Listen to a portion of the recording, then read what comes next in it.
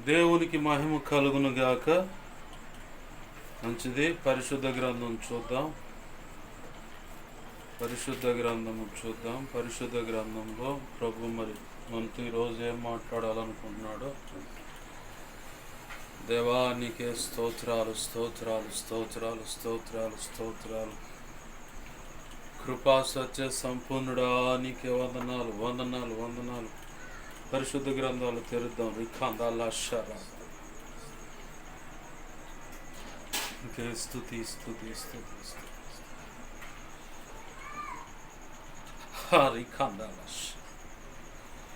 యోహాను సువార్త పరిశుద్ధ గ్రంథం తెరుద్దాం.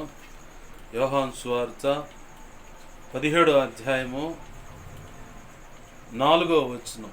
యోహాను సువార్త 17వ అధ్యాయము 4వ వచనం. నేనే చదువుతున్నాను, గమనించండి. చేయుటకు నీవు నాకు ఇచ్చిన పని నేను సంపూర్ణముగా నెరవేర్చి భూమి మీద నిన్ను మహిమపరచితిని. ఆమేన్. ప్రార్థన చేసుకుందాం. ప్రేమగల మా కన్న తండ్రి యేసయ్యా, నీకు వందనాలు, కృతజ్ఞతాస్తుతులు. జీవము కలిగిన మా తండ్రి, నీకు మహిమ ఘనత ప్రభావాలు ఆరోపిస్తున్నాను. సర్వకృపానిధివైన మా దేవ, నీకు కృతజ్ఞతాస్తుతులు. సంపదల కానీ నీకే మహిమ ఘనత ప్రభావాలు ఆరోపిస్తున్నాం. ప్రభా, నీ కృపతో విరిచిన లేఖన భాగాన్ని జ్ఞాపకం చేసుకోండి. ఆ లేఖనాన్ని విరవండి ప్రభా. ఆ లేఖనము చాటున మీరు దాచి ఉంచిన లోతైన నూతనమైన అతి శ్రేష్టమైనటువంటి మర్మములు, ఆత్మ ప్రత్యక్షతలుతో కూడినటువంటి లేఖన ప్రత్యక్షతతో ఇమిడినటువంటి సర్వసంపూర్ణ సత్య ఉపదేశం. నీ మనసులో ఏమైతే ఉద్దేశించుకున్నావో మాకు ఈరోజు తెలియాలని ఆ సర్వ సత్య సంపూర్ణ ఉపదేశమును బయటకు తెచ్చి మీ పక్షం వహించినటువంటి మీ దాసుని నోట మాటలు ఉంచండి. మీ దాసుడు నోటిని మీ నోటి బోరగా మార్చి నీ బలమైన వాక్శక్తిని అనుగ్రహించి మీ దాసుని మీ సిలువ చాటును మరుగుపరిచి మీ దాసుని ముఖాంచరులోంచి మీరు కనబడుతూ, దేవా నీవే మీ దాసుడు నోటిని వాడుకొని నాతో మాతో అందరితో సూటిగా తేటగా స్పష్టంగా మీరు మాట్లాడు.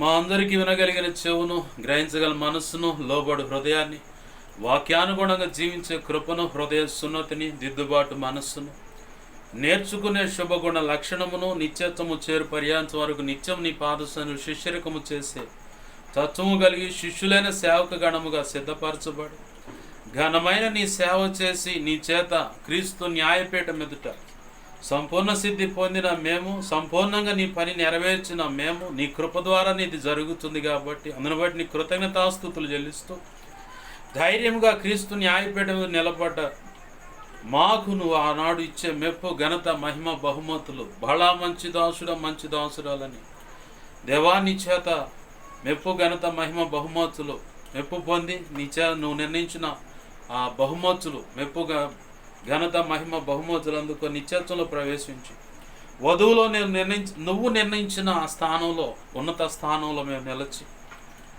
యుగ యుగాలు నీతో కలిసి నిత్య రాజ్య పరిపాలన చేసి నిన్ను మహింపరుచుకునే భాగ్యం కలుగునట్లుగా మాకు ఉపదేశించండి, మమ్మల్ని బలపరచండి ప్రభు. అందుకై ఈరోజు ఈ లేఖనాన్ని బట్టి ప్రభు నీ మనసులో నువ్వు ఉద్దేశించిన సమస్తము మా అందరికీ తెలియపరచండి.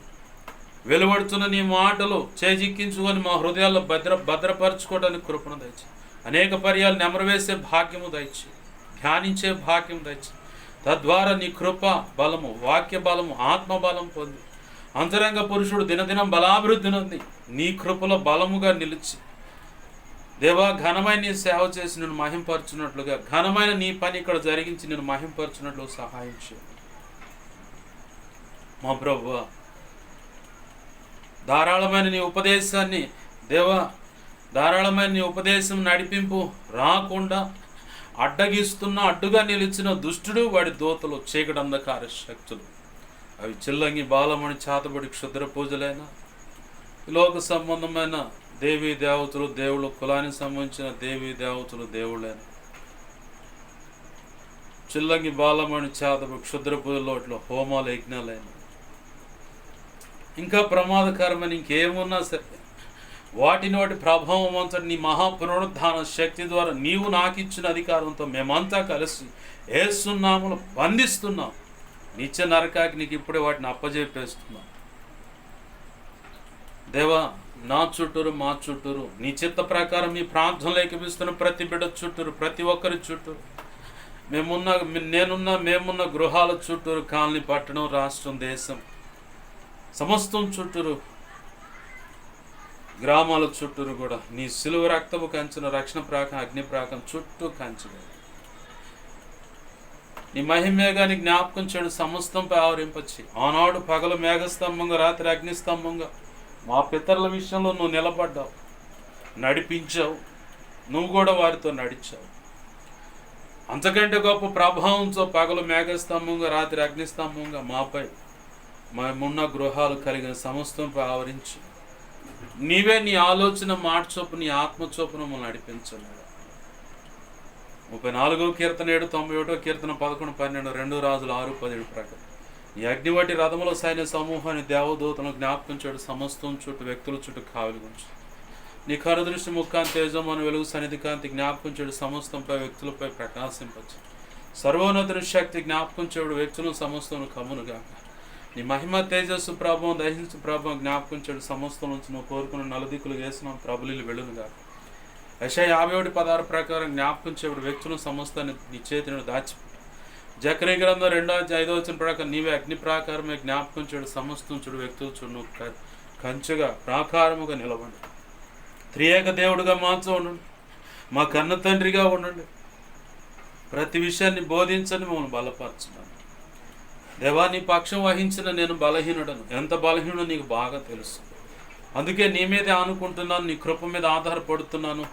నాలో నువ్వు కోరుకున్న పరిశుద్ధతను ఆశిస్తూ నా సమస్త అవిధేయతల అతిక్రమ దోషాలు, పాప దోషాలు, ఆజ్ఞాతిక్రమలో క్షమించండి ప్రభు. నీ సిలువ రక్తంతో నన్ను కడగండి. నాలో ఉన్న ప్రతి అణువును కడిగి పవిత్రపరచు. నీ శుద్ధ జలం నాపై కుమ్మరించి దేవ, నాలో ఉన్న నీకు నచ్చంది ఏదన్నా మొత్తం వేస్తున్నాం తొలగించి నీ ఆనంద తైలాభిషేకం నా నెత్తిమింకను గొప్పగా ఉంచు. పరిశుద్ధాత్మాగ్నిలో నన్ను పుటమే శుద్ధ సువర్ణంగా మార్చి నీ పరలో శుద్ధ సువర్ణ తైలం నా నెత్తిమింకను గొప్పగా ఉంచు. హెస్కేల్ గ్రంథం 2:1-2 ప్రకారం నన్ను మమ్మల్ని అందరిని చక్కగా నిలబెట్టడు. నీ కరుణహస్తం నా మీద ఉంచి నీ ఆత్మ నాలో ఉంచి ప్రభు నన్ను చక్కగా నిలబెట్టి నీవే మాట్లాడు. నీ శక్తినిచ్చి ప్రభు నన్ను నిలబెట్టి నువ్వు మాట్లాడు ప్రభు. ఆనాడు ఎండిపోయిన ఎముకలలారా లేచి నిలబడండి అన్నట్లుగా అయ్యా, ఆనాడు హెస్కేలు కనుక నీ జీవము నీ ఆత్మ అతను హెస్కేల్లోకి వచ్చి చక్కగా నిలబెట్టి ప్రవచించినట్లుగా రిఖాందా లాషా ప్రభా, ఇదిగో తండ్రి నీ పక్షం వహించిన నాలోకి నీ పరిశుద్ధాత్మను తీసుకురండి ప్రభా. ఉంచండి అయ్యా, నన్ను చక్కగా నిలబెట్టండి. నా నోటిని మీ నోటిగా వాడుకొని నువ్వు మాట్లాడు ప్రభా. ఎండిపోయిన స్థితిలో ఉన్న ప్రజలతో మాట్లాడు ప్రభా. దేవ సేవతో మాట్లాడు, సంఘాలతో మాట్లాడు, విశ్వాసులతో మాట్లాడు అయ్యా. ఇదిగో తండ్రి పరిచారకులతో మాట్లాడు, సంఘ పెద్దలతో మాట్లాడు, సార్వత్రిక సంఘంతో మాట్లాడు, స్థానిక సంఘంతో మాట్లాడు ప్రభా. నీకు స్తోత్రాలు తండ్రి. మత్తయి 10:1 8, 9, 20 ప్రకారం నీ కృప నాకు తెచ్చు. అపోస్తల కార్యం 4:27-31 నీ కృప నాకు తెచ్చు. యెషయా 51:16 ప్రకారం నీ కృప నాకు తెచ్చు. ఇర్మియా 1:9, 10, 18, 19 నీ కృప నాకు తెచ్చు. రిఖాందాల్లాషారా, నీవే నాతో మాతో అందరితో మీరు మాట్లాడి నీ ఆత్మకార్యములు జరిగించమని ఉపదేశాన్ని నన్ను మమ్మల్ని కృపాహస్తాలకు అప్పచెప్పుకుంటూ దేవా సహాయం. నీవుకే వందనాలు, కృతజ్ఞతాస్తుతులు చెల్లిస్తూ మా ప్రియుడు మా రక్షకుడైన యేసయ్య నామంలో నేను ప్రార్థిస్తూ ఈ వాతావరణాన్ని మీకు అప్పచెబుతున్నాను. కరెంట్ మీ స్వాధీనం తీసుకో అయా. సెల్ ఫోన్ సమస్తం నన్ను మమ్మల్ని అప్పచెబుతూ యేసు నామంలో ప్రార్థించి సమస్తం పొందుకోండి. నీ నామాన్ని గొప్ప చేసుకుంటూ నీ కృపాహస్తాలకు నన్ను మమ్మల్ని అప్పచెప్పుకుంటూ నువ్వు ఇచ్చిన లేఖనాన్ని బట్టి నీ కృతజ్ఞతాస్తుతులు చెల్లించి నేను మహింపరుచుకుంటున్నాం మా తండ్రి. Amen, amen, amen. ప్రభునందు సమ్ముకుడిన మీ అందరికీ, ఈ వీడియో చూస్తున్న ఇక ముందు చూడబోతున్న ప్రతి ఒక్కరికి, నా ఈ మాటలు వింటున్న ప్రతి ఒక్కరికి కూడా ప్రభు యేసుక్రీస్తు వారి పేరిట నా హృదయపూర్వకమైన వందనాలు. అందరికీ వందనాలు. మంచిది. ప్రభునందు ప్రియమైన దేవుని బిడ్డలారా, గమనించండి, చదువుకున్న లేఖన భాగం ఎవరు మాట్లాడుతున్నారు, ఎవరు ఏంటంటే సర్వసాధారణంగా అంటే పరిశుద్ధ గ్రంథాన్ని చదువుతున్న ప్రతి ఒక్కరికి ఇట్టే అర్థమైపోతుంది ఆ సందర్భం, ఎవరు మాట్లాడుతున్నారు ఏందని. ఎవరు మాట్లాడుతున్నారంటే యేసు ప్రభు వారే తండ్రి అయిన దేవునితో మాట్లాడుతున్నాడు. ఆయన ప్రార్థనలో మాట్లాడుతున్నాడు. ఆ సందర్భం ఇక ఆయన ద్వారా జరగవలసిన ఆ నిర్గమం, ఏమైతే యజ్ఞం ఉన్నదో ఆ యజ్ఞము జరగటానికంటే ముందుగా తన బాధ్యతలు ఎంతవరకు నెరవేర్చాడు, తను భూమి మీదకి పంపించబడ్డ పరిస్థితి ఏంటి మొత్తం మననం చేసుకుంటూ, అంటే గుర్తు చేసుకుంటూ, తనలో తాను తలపోసుకుంటూ తండ్రి అయిన దేవుని ఎదుట తనను తాను తగ్గించుకుంటూ ఆయన మొరపెడుతూ ఉన్నాడు. తనను తాను తగ్గించుకుంటూ మొరపెడుతూ ఉన్నాడు. తనకు అప్పజెప్పబడిన బాధ్యత ఏమిటా బాధ్యత అంటే ఈ భూమి మీదకి దేవుని యొక్క దయా సంకల్పం చొప్పున ఆయన కన్యకైన మరియ గర్భమున ఈ భూమికి పరిచయం అయ్యాడు. కన్యకైన మరియమ్మ యొక్క గర్భాన్ని దేవుడే ప్రత్యేకంగా ఎంచుకొని ఆమె గర్భవాసాన పుట్టి ఈ భూమి మీద అడుగు పెట్టాడు. దేవునికి మహిమ కలుగును గాక. హల్లెలూయా, హల్లెలూయా. ఈ భూమి మీదకి అడుగు పెట్టాడు. ఎందుకు అడుగు పెట్టాడయ్యా అంటే తన ఎవరు దయా సంకల్పం? త్రిత్వమైన దేవుడే. ఆ త్రిత్వంలోనే ఒక అంశగా కన్యకైన గర్భమున పుట్టి భూమి మీదకి పరిచయమైన ఆ దేవుడే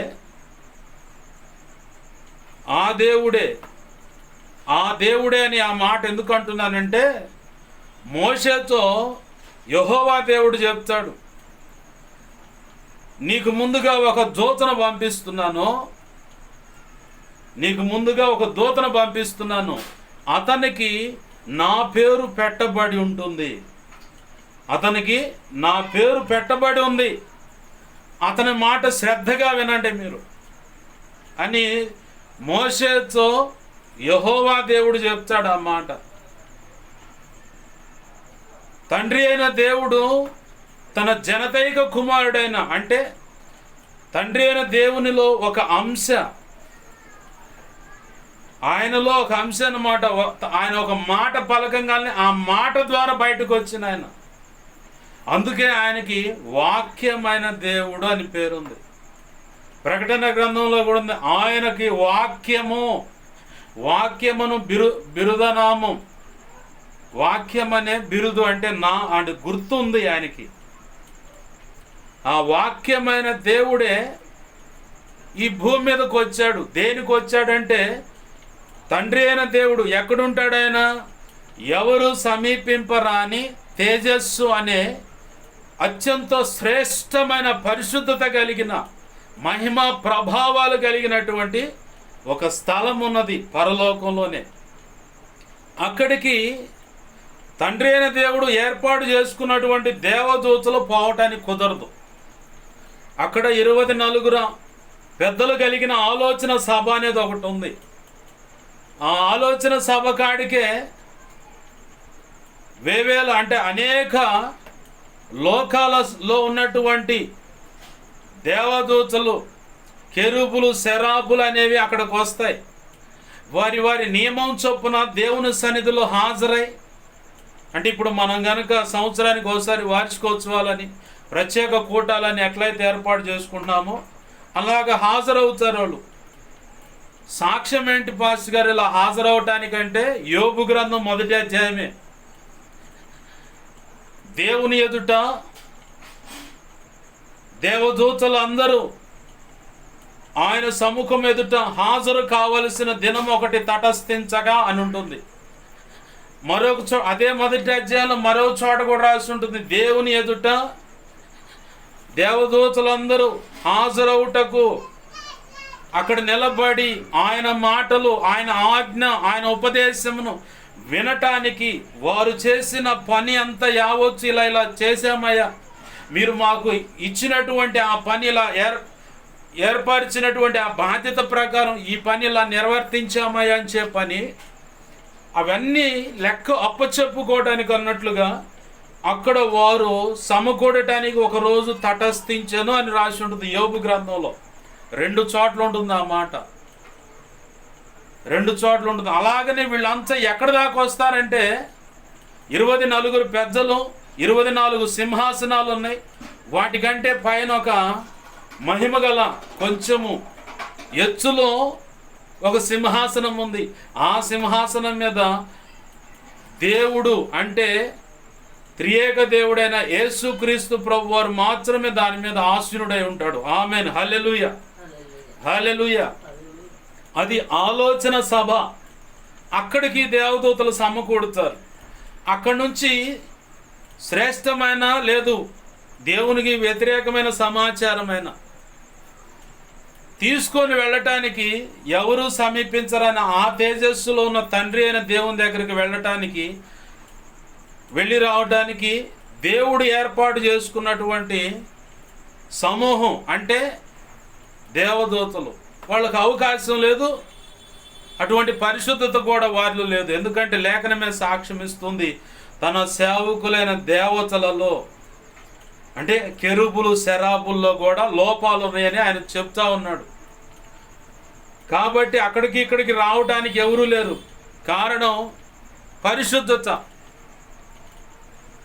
ఆయన యొక్క ఆ మహిమ, ఆ తేజస్సును చూసి ఎవరు తట్టుకోలేరు. కాబట్టి ఆయన నోటి నుంచి వాక్యంగా బయటకు వచ్చిన యేసయ్య ఎవరు సమీపించరని తేజస్సులో ఉన్న తండ్రి దగ్గరికి 24 పెద్దలున్నటువంటి ఆలోచన సభకాడ సమకూడుతున్న వచ్చిన సమాచారం అంతా అక్కడికి ఇక్కడికి వారికి కార్యాచరణ అంటే ఎవరు ఏ పనులు చేయాలన్నది నిర్ణయించడానికి కూడా సాధనంగా యేసు ప్రభు వారు పరమందు నిర్ణయింపబడ్డాడు. అందును బట్టి దేవునికి మహిమ కలుగును గాక. ఆ నిర్ణయింపబడ్డ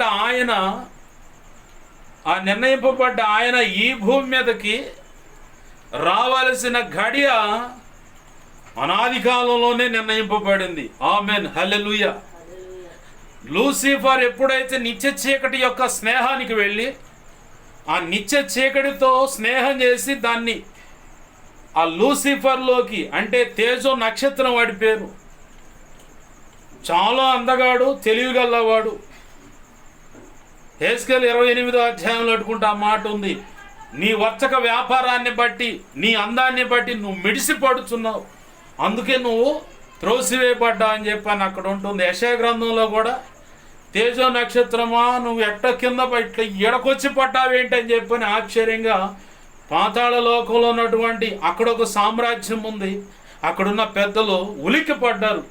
ఓయమ్మ, నువ్వు ఆత్మల కర్మాగారానికి రాజువి, చనిపోయిన వాని యొక్క ఆత్మలో పక్కనను రక్షణ పొంది దేవుని నిబంధనతో ఉన్నటువంటి ఆత్మలో ఒక పక్కను సేద తీరేలాగా వాటికి సంబంధించినవి సెక్షన్ నువ్వు పక్కన చేయాలా.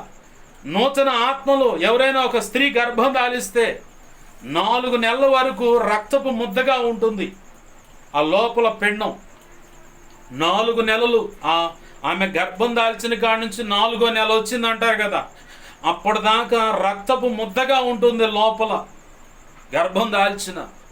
ఆ 4వ నెల తర్వాత ఇక అవయవాల పొందిక మొదలవుతుంది. అప్పుడు దేవాది దేవుడు ఈ పాతాళంలో ఉన్నటువంటి ఆత్మల కర్మాగారం ఓ పక్కన ఉంటుంది. చనిపోయిన వాళ్ళు, రక్షణ పొందిన వాళ్ళు లేదా సున్నత అనే నిబంధన చొప్పున చనిపోయిన వాళ్ళ యొక్క ఆత్మలు వేరువేరుగా ప్రత్యేకంగా సేద తీరటానికి ఒక సెక్షన్ ఉంటుంది. రక్షణ లేకుండా చనిపోయిన వారి యొక్క ఆత్మలు ఓ పక్కన సేద తీరుతూ ఉంటాయి. తీర్పు అనేది ఒక రోజు ఉందిగా, అప్పటి వరకు వాటిని ఏం కదిలించడు. నూతనంగా ఒక వ్యక్తి జన్మిస్తున్నాడంటే ఆ వ్యక్తి యొక్క జననం ఎలా అంటే తల్లి అంటే స్త్రీ గర్భం దాల్చినప్పుడు 4 నెలల వరకు రక్తం ముద్దగా ఉంటుంది ఆ పిండం. ఆ 4 నెలల తర్వాత అవయవాల పొందిక మొదలవుతుంది. ఇక అన్ని అవయవాలు నిర్మాణం అవుతూ ఉంటాయి. ఆ సమయంలో దేవాది దేవుడు ఆజ్ఞాపిస్తాడు ఈ అపవాదికి. వాడు ఇప్పటికీ కూడా అక్కడ రాజు అయి ఉన్నాడు. దేవుని ఆజ్ఞ చొప్పున ఆ పని చేస్తూనే మరోపక్క క్రీస్తు రక్తంలో కడగబడిన వారి మీద ప్రకటన 12:12 ప్రకారం వాడికి సమయం కొంచెమే ఉందని సాధ్యమైనంత వరకు అసలు ఎవరిని ఏ కోణంలో ఎలా కొట్టాలో కొట్టేసైనా వాడిని నిత్య నరకానికి ఇడ్చుకెళ్తూ పోతున్నాడు. మరో పక్కన దేవుని ఆజ్ఞను శిరస వహిస్తూ ఉన్నాడు. ఆత్మల కర్మాగారంలో నూతన ఆత్మను తెచ్చి ఒక స్త్రీ గర్భం దాల్చుంటే ఆ గర్భంలో ఉన్నటువంటి ఆ నూతన జీవిలోకి పంపిస్తాడు. అప్పటి నుంచి ఇక అవయవాలు ఇక పుష్టిగా కానీ ఆరోగ్యంగా కానీ లేదా ఆరోగ్యం లేకుండా కానీ అది జన్యులోపము దేవుని చిత్త ప్రకారం అది జరుగుతూ ఉంటుంది. కానీ ఆత్మను మాత్రం వాడు తల్లి యొక్క గర్భంలో ఉన్న 4 నెలల తర్వాత 4వ నెల దాడుతుండగానే 4-5 నెలల మధ్య కాలం అన్నమాట. అప్పుడు ఖచ్చితంగా పాతాళంలో నూతన ఆత్మల కర్మాగారం నుంచి ఒక ఆత్మను అక్కడ పంపిస్తాడు ప్రభు చిత్త ప్రకారం. ఆమేన్, హల్లెలూయా. ఇంత పని చేసే వీడికి ఒక రాజుగా అక్కడ నిర్ణయింపబడింది. దేవుని అనాది సంకల్పం అది వాడికి. అయితే వాడు తిరుగుబాటు చేశాడు. ఎక్కడ చేశాడంటే నిత్య చీకటి అనే దానితో స్నేహం చేశాడు. దాన్ని తనలోకి ఆహ్వానించుకున్నాడు. ఏమి ఎరగనట్టే ఆ కాలుచున్న రాళ్ల మధ్యలోకి వెళ్ళి తండ్రి యొక్క ఆలోచనలను కుయుక్తిగా అసలు నాలో ఉన్న ఆ నిత్య చీకటి తిరుగుబాటుతనం దేవుడు చూడట్లేదని చాలా కుయుక్తిగా ఆ కాలుచున్న రాళ్ల మధ్యలోకి వెళ్ళి నిన్న నేడు నిరంతరమైన దేవుడు, భూత వర్తమాన భవిష్యత్ కాలంలో ఎరిగిన దేవుడు, ఆదియు అంచమై ఉన్న దేవుడు, ఆదియు అంచము ఎరిగిన దేవుడు, వాడు అడుగుతున్న ప్రశ్నలకు చాలా సున్నితంగా వాటిలో ఉన్న చిరుగుబాటును చూస్తూనే అది దేవుడికి తెలియట్లేదు అనుకుంటున్నాడు వీడు. అయినా దేవుడు మాత్రం నీలో ఉన్న నిత్య చీకటి తిరుగుబాటుతనం నేను చూస్తున్నారా అనుకొని కూడా వాడికి చెప్పాల్సిన విషయాలు మాత్రమే చెప్పాడు. ఆ చెప్పాల్సిన విషయాలు తెలుసుకొనే వాడు ఇప్పుడు క్రీస్తు రక్తంలో కడగబడ్డ వారందరినీ నిత్య నరకానికి ఈడ్చుకొని వెళ్ళడానికి ప్రయత్నం చేస్తూ ఉన్నాడు. ఆ నిత్య చీకటితో ఆనాడు స్నేహం చేసిన వాడు ఒక్కసారిగా పాతాళంలో ఉన్నటువంటి కింద లోకంలో ఒక రాజ్యం ఉంది. అదే ఆత్మల కర్మాగారం అనే రాజ్యం. అక్కడున్న పెద్దలు ఉలిక్కి పడ్డారంట. యెషయా గ్రంథంలో ఉంటుంది ఆ మాట. చూడండి, ఆ మాట గమనించండి, చాలా ఉపయోగపడుతుంది ఇప్పుడు ఇది ఉపదేశానికి. యెషయా గ్రంథం 14వ అధ్యాయము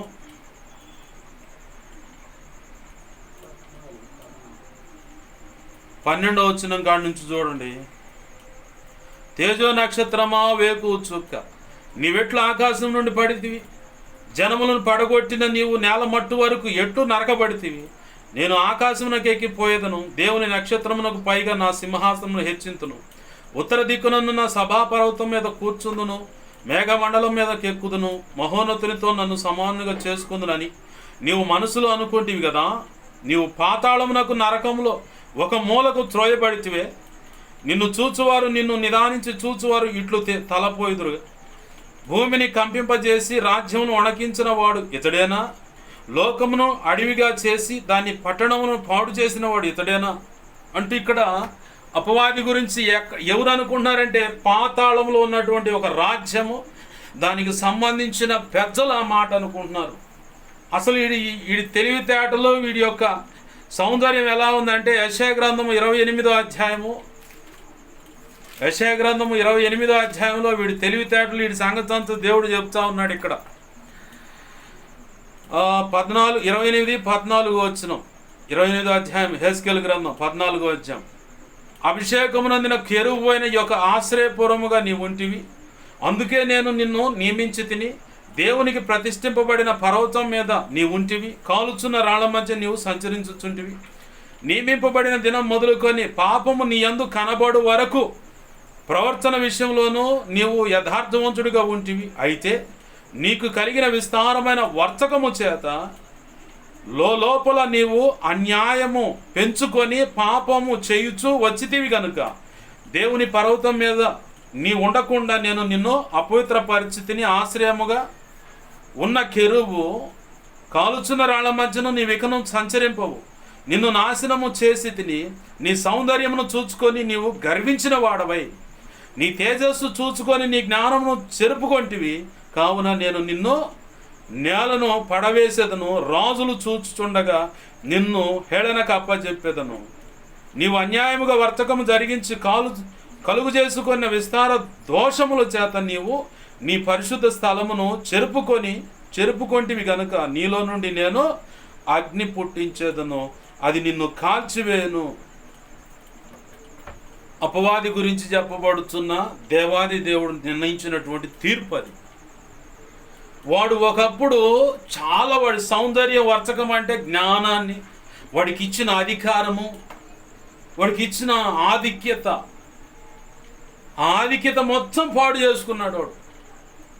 కారణం ఏంటంటే నిత్య చీకటితో వీడు స్నేహం చేశాడు, అది దేవుడికి తెలియదు అనుకుంటున్నాడు. మరోపక్క అనేక లోకాలకు వెళ్ళి దేవదూతలతో మాట్లాడి తిరుగుబాటు లేపుతూ ఉన్నాడు. కొంతమందిని ప్రత్యేకపరుచుకొని దేవుని మీద తిరుగుబాటు చేసిన వాళ్ళనేమో తీసుకువెళ్ళి దేవుడు చీకటి బిళములో, తీర్పు దినం ఒక రోజు ఉంది, ఆ రోజు వరకు వాటిని బంధించి ఆడబెట్టాడు. మరి కొంతమంది తిరుగుబాటు చేసిన వాళ్ళలో కొంతమందిని మధ్యాకాశానికి నెట్టివేశాడు. మీకు ఇక పరలోకంలో చోటు లేదు అని చెప్పాను. వాళ్ళల్లో నాయకుడిగా ఉన్న వీడు కూడా త్రోసివేయబడ్డాడు. ఆ త్రోసివేయబడటాన్ని బట్టి దేవాది దేవుడు జగతి పునాది వేయబడక మునిపే, ఫస్ట్లో చెప్పాను, భూత వర్తమాన భవిష్యత్ కాలం, నిన్న నేడు రేపు ఏం జరగబోతుంది, ఏం జరిగింది బాగా క్షుణ్ణంగా తెలిసిన వాడు. ఈ కాలుచున్న రాళ్ల మధ్యలో వాడు అడుగుతున్న ప్రతి ప్రశ్నకు తండ్రి తన చిత్తము చొప్పున ప్రశ్నకు సమాధానం ఇచ్చాడు. ఆ సమాధానం ఇస్తూ కూడా భవిష్యత్తులో వీడు చేయబోతున్న నష్టం, ఆ నష్టాన్ని ఎలా నేను లాభంగా చేసుకోవాలి, నా ప్రజలను, నా బిడ్డలను ఎలా నేను నా సొత్తుగా చేసుకోవాలో కూడా అన్ని విధాల తెలిసిన వాడై వాడికి కొన్ని విషయాలు మాత్రమే చెప్పాడు. ఆ కొన్ని విషయాలు తెలుసుకొని వాడు చేయాల్సిన నష్టమంతా చేస్తూ ఎక్కడి దాకా వచ్చాడంటే, ముందు దేవదూతల్లోని విప్లవాన్ని రేపి వాళ్ళలో కొంతమందిని తిరుగుబాటు చేస్తే, కొంతమందినేమో న్యాయపీఠం అంటే రెండవ రాకడలో ఉగ్రత దినానికి చీకటి బిళమనే దాంట్లో బంధించి పెట్టాడు. ఇప్పటికి కూడా కొన్నిటినేమో మధ్యాకాశాన్ని త్రోసివేశాడు. వాటిల్లో సైతానుగాడు కూడా ఉన్నాడు. దేవుడు మానవాళిని సృష్టిస్తానన్నాడు. ఆ మానవాళిని ఎలా ఏర్పాటు చేసుకున్నాడో, ఆయన కుమారుడైన యేసు ప్రభు వారికి పట్టమహిషిగా, భక్త సమాజం అనే పట్టమహిషిగా ఎలా ఏర్పాటు చేసుకుంటున్నాడో సంగతులన్నీ చెప్పున్నాడు ఆయన. కొన్ని చెప్పటంలోనే వచ్చిన చిక్కు అనుకుంటాం మనం, కానీ ఆయన ప్రణాళిక వేరు. దేవునికి మహిమ కలుగును గాక. హల్లెలూయా. ఆ ప్రణాళికలో ప్రభు అనుకున్నది ఏమిటంటే, వీడెడుగుడి చేయాలనుకున్నది చేస్తాడు, కానీ అది జరగక మునిపే నేను ఒకటి చేయాలి ముందుగా అని చెప్పని దేవాది దేవుడు జగతికి పునాది వేయాలని, అంటే ఈ భూమికి పునాది వేయాలని చెప్పని ఆలోచన చేశాడు. ఈ భూమికి పునాదులు ఉన్నాయా లేవా చెప్పాలా? వాక్య అవగాహన ఉన్నవాళ్ళు చెప్తారు ఖచ్చితంగా భూమికి పునాదులు ఉన్నాయి. ఎక్కడున్నాయి ఆ పునాదులు అంటే, అగాధ సముద్రంలో పునాదులు ఏర్పాటు చేశాడంట. దేవునికి మహిమ కలుగును గాక. హల్లెలూయా, హల్లెలూయా. సముద్రంలో భూమికి పునాదులు ఉన్నాయి. సముద్రంలో భూమికి పునాది అనేది ఏర్పాటు అయి ఉంది. ఆ పునాది వేసే రోజే ఒక యజ్ఞం జరగాలి. ఆ యజ్ఞానికి ఎవరు వస్తారు ముందుకంటే, కుమారుడైన దేవుడే, అంటే యేసు ప్రభు వారే ముందుకు వచ్చి, తండ్రి ఆ యజ్ఞం నేను అవుతాను, నేనే ఆ యజ్ఞమై నేనే బలి అవుతానని చెప్పంటే, సభాష్, మంచి ఆలోచన చేసావు, ఇది నీ కొరకు ఏర్పాటు చేస్తుంది కాబట్టి నీవే దీనికి సమర్థుడు అని చెప్పని ఆయన యజ్ఞం అయ్యాడు. మొట్టమొదటిగా ఈ భూమికి పునాది వేయబడేటప్పుడు దేవునికి మహిమ కలుగును గాక. హల్లెలూయా. ఆ పునాదికి యజ్ఞం అయిన తర్వాతే పునాది పడ్డది. పునాది పడ్డ తర్వాత భూమి కొన్ని వందల లేదంటే వేల సంవత్సరాల వరకు ఎటువంటిది, ఏ మనుషులు కూడా లేనటువంటి నిరాకారంగా, అసలు ఏమీ లేకుండా అలా ఉండిపోయింది. ఆ తర్వాతనే ఆదికాండం 1వ అధ్యాయం మొదలవుతుంది. ఆది యందు దేవుడు ఉండెను, దేవుడు వాక్యమయుండును అని చెప్పని ఆదికాండం మొదటి అధ్యాయం మొదలైంది. అక్కడే సృష్టి అంతా ఎలా ప్రారంభమవుతుంది, ఏమవుతుంది, అసలు ఆది యందు దేవుడు ఉంటే దేవుని యొక్క ఆత్మ ఎక్కడ అలలాడుతుందన్న సంగతి అక్కడి నుంచి చెప్పుకుంటూ వస్తాడు. అప్పటి వరకు భూమి అంతా శూన్యంగా, అసలు ఎటువంటి వెలుగు ఇట్లాంటి ఏమీ లేకుండా ఆత్మ నీళ్ల మీద అల్లాడుచుండేనని చెప్పని ప్రారంభంలో రాయబడి ఉంటుంది. అట్లా చిన్నగా దేవుడు తన కుమారుడి కోసం ఆ భూమి మీద చెట్లను మొలిపించాడు. ప్రాకెడి పురుగులను, ఎగిరేటువంటి పురుగులు, రెక్కలు కలిగిన పురుగులను, పక్షులను, జలచరములను, జంతువులను అన్నిటినీ తన యొక్క కుమారుడి కోసం, అంటే జనదైక కుమారుడు కోసం ఏర్పాటు కాబోతున్న భక్త సమాజం అనే ఆ సమస్త యావత్తును భవిష్యత్తు ఎరిగిన దేవుడు కాబట్టి ముందుగానే సమస్తాన్ని ఏర్పాటు చేసి ఆ తర్వాత ఆదాము అనే ఒక వ్యక్తిని, ప్రారంభంలో ఉంటుంది, స్త్రీని గాను పురుషుని గాను మనవలే వారిని నిర్మాణం చేద్దాం రండి అని చెప్పని అంటుంది అక్కడ. ఆ తర్వాత మళ్ళీ ముందుకు వస్తే లేఖనం అంటుంది ఆదాము ఒంటరిగా ఉండేను అంటూ ఉంటుంది. ఆ తర్వాత అవ్వను దేవుడు ఏర్పాటు చేస్తాడు, వారి జీవితాన్ని కొనసాగిస్తూ ఉంటారు. ఈ ఏదైనా తోటలో ఎప్పుడైతే వాళ్ళిద్దరు ఉన్నారో ఆ తర్వాత అపవాది వచ్చి వాళ్ళు శోధించటం, దేవుని యొక్క మాటను ఆయన అప్పటి వరకు 100 సంవత్సరాలు ఆయన బోధించిన హితబోధన మొత్తం ఒక దరికి వచ్చేసింది.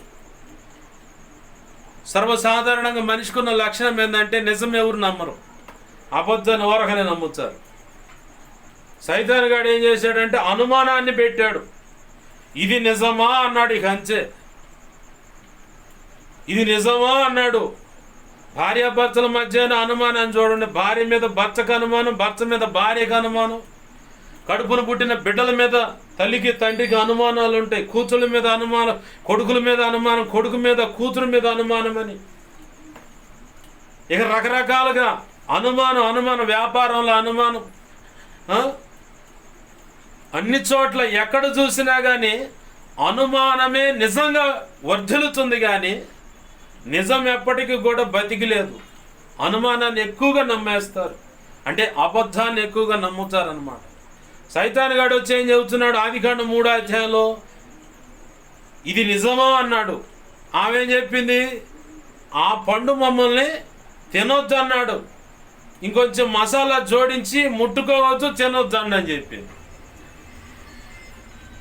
కాదు మీరు చచ్చిపోరు, దేవదూతలాగా మారిపోతారు, అలా మారటం దేవునికి ఇష్టం లేదు కాబట్టి మిమ్మల్ని అలా అది తినొద్దు అన్నాడు అని చెప్పని ఇది నిజమా అన్నాడు. ఇకవాడు 100 సంవత్సరాలు దేవుని మాటలు విన్నాడు. అవ్వమ్మ వింది, ఆదాము కూడా విన్నాడు. ఆ పండు ఎలా ఉంటుందో ఆదాముకు బాగా తెలుసు, ఎందుకంటే అవ్వమ్మ కంటే ఎక్కువ సంవత్సరాలు ఏదైనా తోటలో ఉంది ఆదామే. ప్రభు యొక్క ఆజ్ఞను తూచా తప్పకుండా ఒంటరిగా ఉన్నప్పుడు పాటించింది ఆదామే. కొంతమందిని గమనిస్తూ ఉంటాం, పెళ్లి కానంతసేపు ఏమో స్త్రీ అయినా పురుషుడైనా భక్తి సాధనలో అంత నిష్ఠ ప్రతిష్టత కలిగి భక్తి సాధన చేస్తూ ఉంటారు. ఎప్పుడైతే పెళ్ళయిద్దో భార్యగా మారిన ఆ స్త్రీ కానీ పురుషుడు కానీ, భర్తగా మారిన పురుషుడు కానీ ఇక భక్తి లేదు, ఏమి లేదు, ఏమైద్దో ఏమో అర్థం కాదు, మొత్తం ఒక దరికి వెళ్ళిపోద్ది. దేవుని సంకల్పం, నేను ఇంత గొప్పగా సేవ చేయాలనుకున్నాను, ఇంత గొప్పగా దేవుని సంఘాన్ని అది ఇదని చెప్పని ఏమేమో దేవుని సన్నిధిలో ప్రార్థన చేసి కన్నీరు విడిచి ఉపవాసం ఉండి దేవుణ్ణే గందరగోళం చేసినటువంటి ప్రార్థనలు చేసి బాగా కన్నీరు విడిచి వేదన పడుతూ ప్రభువుని అడుగుతారు. పెళ్ళి అయిందో లేదో ఒక్క దెబ్బతో అసలు ఆ తీవ్రత, తపన మొత్తం ఎగిరిపోతాయి గాలికి. చాలామందిని చూస్తూ ఉన్నాను నేను. ఇక్కడ కూడా ఆదాము ఒంటరిగా ఉన్నంతసేపు ఆ కాయ ఏ రంగులో ఉందో, ఆ కాయ ఏ సైజులో ఉంది, ఎటువంటి ఆకారంలో ఉందో ఆదాముకు బాగా తెలుసు. అవ్వమ్మ కంటే ఈయనకంటే కొంచెం జూనియర్ వెనకొచ్చినాం కాబట్టి ఈమె తెలియక తెచ్చింది అనుకుంటే తీసుకొచ్చి ఇయ్యగానే ఏమయ్యో ఇదిగో చిను అని చెప్పని ఇయ్యగానే వెనక ముందు ఏం ఆలోచించలా, అసలు నివారించలేదు కూడా. అమ్మాయి నీకు బుద్ధి ఉందా? నీకు దేవుడు మనల్ని వాటిని తినొద్దన్నాడే, ఎందుకు కోసుకొచ్చావు? బుద్ధి తక్కువదాన, తొందరపడి తిన్నావేంది? తింటే దేవుని పాదాలు పట్టుకుని క్షమాపణ అడుగు. దేవుడు ఖచ్చితంగా క్షమిస్తాడు. కరుణా సంపన్నుడు ఆయన, దయా వాత్సల్యత కలిగిన వాడు, ప్రేమస్వరూపి, కనికిరాన్ని కోరుకునే దేవుడు, గొప్పడు ఆయన కాదు.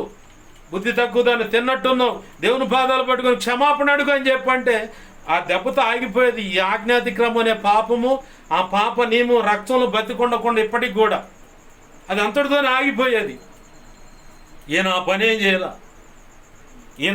చేయాల, చక్కగా ఆ కాయలు కోసుకొని రాగానే మరి ఏ మీద ఉన్న ప్రేమో మమకారమో ఏమైందో మొత్తానికి దేవునికి స్తోత్రం, హల్లెలూయా, దేవునికి కృతజ్ఞతాస్తుతులు అని చెప్పి తినుంటాడు నాకు తెలిసి. శుభ్రంగా తిన్నాడు, ఒకరినొకరు చూసుకున్నారు. సిగ్గు అనేది తెలిసి వచ్చింది వాళ్ళకి. వారు ఏ స్థితిలో ఉన్నారు అన్న పరిస్థితి వారికి అర్థమైంది. అంతకు మునుపు వారు దిగంబరులు అన్న సంగతి వాళ్ళకి తెలియలా. దేవుని ఆజ్ఞ చొప్పున వారు సంసారం చేసేవాళ్ళు, దేవుని ఆజ్ఞ చొప్పున ఎవరికోరు ఎడంగా ఉండేవాళ్ళు. అది ఎలా సాధ్యం పాస్టర్ గారు అని చెప్పని కొంతమంది అడుగుతారు. నేను చెప్పనా, శాస్త్రవేత్తలు బాగా రీసెర్చ్ చేసిన విషయాల్లో ఏంటిదంటే, మనుషులే ఎక్కువగా హ్యూమన్ సెక్సువల్ విషయంలో ఆసక్తి కలిగి, పలు రకాల కోరికలు, విభిన్నమైన పద్ధతులు కలిగి ఆ వ్యామోహాలతో వీర విహానం చేస్తున్నారని చెప్పని శాస్త్రవేత్తలు తేల్చిన నిర్ధారణ. మరి జంతువుల కాడకు పోండి, ప్రభు నిర్ణయించిన ఆ కాలంలోనే, ప్రభు నిర్ణయించిన ఒక కాలం ఉంటుంది, ఆ కాలంలోనే మెయిల్ ఫీమేల్ అనేవి కలుసుకోవడానికి ఆలోచన కలిగి ఉంటుంది. ఆ తర్వాత అది పక్కన పోతున్న పొరపాటును కూడా పట్టించుకోదు. నీకు నాకు సంబంధం లేదు, నువ్వెవరో నేనెవరు అని చెప్పని. చూడండి, మన కళ్ళ ముందే పశువులను చూసినా, కుక్కలను చూసినా, వేటిని చూసినా దేవుడు నిర్ణయించిన ఆ సమయంలోనే అవి ఆ క్రాసింగ్కి మాత్రమే తపన పడుతూ ఉంటాయి. ఇంకా తర్వాత ఉండదు, మళ్ళీ ఎంత మొచ్చుకున్నా ఉండదు. అసలు అంతకుముందు దాన్ని క్రాస్ అయినటువంటి జంతువు అక్కడ ఉన్నా కానీ, నువ్వు మొన్న నన్ను కలిసావు కదా, ఏంది ఎలా ఉన్నా అని కూడా పొరపాటును కూడా అసలు ఆ ఫీలింగ్సే ఉండవు. మరి ఎవరికి ఉంటాయి ఆ ఎక్కువ ఫీలింగ్స్ అంటే? మనుషులకే ఎక్కువ ఫీలింగ్స్ ఉంటాయి. ఇక ఏ పొద్దు ఇవాళ ఇది అంత్యకాలము, అపాయకరమైన కాలము ఇది. ఈ కాలంలో ప్రజలంతా ఎలా ఉంటారంటే, ఏ పొద్దు తిండి తిండి తిండి తిండి, ఆ నెక్స్ట్ ఇంకేం పని అంటే ఏ పొద్దు సుఖం సుఖం సుఖం, సౌఖ్యం, పెళ్ళి అని శరీర కోరికలు నెరవేర్చుకోవడానికే చెగబడుతుంది ఇప్పుడు ఉన్న ఈ పరిస్థితులు. ఇది అపాయకరమైన అంత్యకాలం ఇది. ఈ అంత్యకాలంలో ఏ పొద్దు మనిషి సుఖపడటానికి తిండి తింటాడు, సౌఖ్యంగా నిద్రపోవడానికి సుఖపడటానికి, ఆ తర్వాత శారీరక సుఖం విషయంలో పెండ్లి, ఆ సెక్సువల్ సంబంధించిన కోరికలు నెరవేర్చుకోవాలి. ఇదే తపనతో ఉంటుంది. ఇది అంత్యకాలము, అపాయకరమైన కాలం అన్నమాట. దాన్ని బట్టే 6 నెలలు ఉయ్యాళ్ళు ఊగుతున్న పసిపిల్ల మీద 60 సంవత్సరాల వృద్ధుడు దాడి, 6 సంవత్సరాల ఆడపిల్ల మీద 65 సంవత్సరాల వృద్ధుడు దాడి, 6వ తరగతి చదువుతున్న ఆడపిల్ల మీద 7-8 తరగతులు చదివేటువంటి మగపిల్లలు దాడి, 6వ తరగతి చదువుతున్న ఆ 7-8 తరగతులు చదివే ఆ పిల్లలు చేసిన ఆ పాడు పని బట్టి ఇప్పటికి కూడా ఆడపిల్ల యొక్క శవం ఎక్కడుందో తెలియదు. 6వ తరగతి చదువుతున్న ఆడపిల్ల మధ్యాహ్నము క్లాస్ టీచర్లతో చెప్పిందంటే, కడుపులో నొప్పి పడుతుందండి, మా ఇంటికి వెళ్తానని. ఆ నుంచి ఆ గ్యాస్ సిలిండర్లు ఆ ఆటో ట్యాలీ నడిపేటువంటి వ్యక్తితో వెళ్ళిపోయిందంటే, వెళ్ళిపోయి వాళ్ళ ఇంట్లో చూస్తే శవంగా మారింది. ప్రమాదకరమైన కాలం అంటే ఇదే. మరి ఇంట్లో అమ్మా నాన్న పనికి వెళ్ళారు, అది బాగా దూరం నుంచి చూస్తూ ఉన్నాడు పెద్ద ఆయన, 60 సంవత్సరాలు పెద్ద ఆయన. 6 సంవత్సరాల ఆడపిల్లను చాక్లెట్ ఇప్పిస్తారా అని చెప్పని తీసుకొని వెళ్ళాడు, పాడు చేశాడు. కడుపులు నొప్పి, అక్కడ నొప్పి అని చెప్పని వేదన పడుతుంటే హాస్పిటల్లో తిరిగారు. ప్రైవేట్ హాస్పిటల్లో పోయి చెక్ చేస్తే నిజంగానే ఈ అమ్మాయి మీద ఇలా దాడి జరిగిందని. అపాయకరమైన కాలములు కాక ఏమంటారు, శరీర ఆశల కోరికల మీద వెంపర్లాడుచు ఆ కోరికలు తీర్చుకోవాలి, ఏ కోణంలో అయినా సరే తపన పడుతున్నది ఇప్పుడున్న అంటే ప్రజలు. అంత్యకాలంలో, అపాయకరమైన కాలంలో ఉన్న ప్రజలు. అది మానవుల్లోనే ఎక్కువగా, విచ్చలవిడి శృంగారం అనేది ఎక్కువగా మానవుల్లోనే ఉంది, పశువుల్లో లేదు. అవి వాటికి దేవుడు నిర్ణయించిన కాలం చొప్పున జరుగుతుంది. అలాగనే ప్రభు కూడా ఏదైనా తోటలో ఉన్నటువంటి ఆదాము అవ్వలు వారు శారీరక కలయిక అనేది దేవుని ఆజ్ఞ చొప్పున జరిగేది, బాగుంది అంతా. ఆ తర్వాత మామూలుగా ఉండేవాళ్ళు. ఎప్పుడైతే ఈ కాయలు తిన్నారో వెంటనే ఆజ్ఞ అతిక్రమం అనే పాపం తెచ్చిపెట్టారు. వెంటనే దేవుడు కదిలాడు. ఆమెన్, హల్లెలూయా, హల్లెలూయా. వెంటనే దేవుడు కదిలాడు. ఆ కదలటంతోనే ఏమిటయ్యా ఆజ్ఞ బయలుదేరింది. ఏమిటయ్యా అంటే ఒక ఆజ్ఞ బయలుదేరింది. ఏమిటి ఆజ్ఞ అంటే, మానవుడు ఆజ్ఞ అతిక్రమం అనే పాపంలోకి అడుగు పెట్టాడు. దాన్ని బట్టి అతని రక్తంలోకి పాప నియమం వచ్చి పడింది. ఈ పాప నియమాన్ని చంపటానికి ఒక యజ్ఞం జరగవలసి ఉన్నది. హల్లెలూయా, ఆమెన్, హల్లెలూయా. ఒక యజ్ఞం జరగవలసి ఉన్నది. ఎవరు ఆ యజ్ఞానికి అర్హులు, ఎవరు అని చెప్పని అనుకుంటుంటే, జగతికి పునాది వేసే ముందుగా ఎవరైతే ముందుకు వచ్చారో ఆయనే, నజరేయుడగు యేసు క్రీస్తు ప్రభు వారే ముందుకు వచ్చి, నేనే ఆ యజ్ఞం అవుతాను. నా కోసం ఏర్పాటు చేసుకున్న ఈ ప్రజలు, నా కోసం ఏర్పాటు చేసుకున్న ఈ భక్త సమాజం అనే వధువు నా పోలికగా నేను కోరుకున్న కొలతలోకి రావాలంటే ఈ భూమి నా కొరకు పునాది వేయబడింది. ఈ భూమి మీద మానవుడు నా కొరకే చెయ్యబడ్డాడు. ఈ భూమి మీద నా కొరకు ఏర్పాటు చేయబడిన ఈ ప్రజలను నేనే రక్షించుకుంటాను, అందుకు నా ప్రాణాన్నే పెడతానని ముందుకు వచ్చాడు. అట్లయితే కొంచెం అట్లాగని చెప్పని ఒక నిర్ణయానికి వచ్చారు. కాలం నడుస్తూ ఉంది, సంతానోత్పత్తి జరుగుతూ ఉంది, ఆజ్ఞాతిక్రమం అనే పాప నియమం కొనసాగుతూనే ఉంది.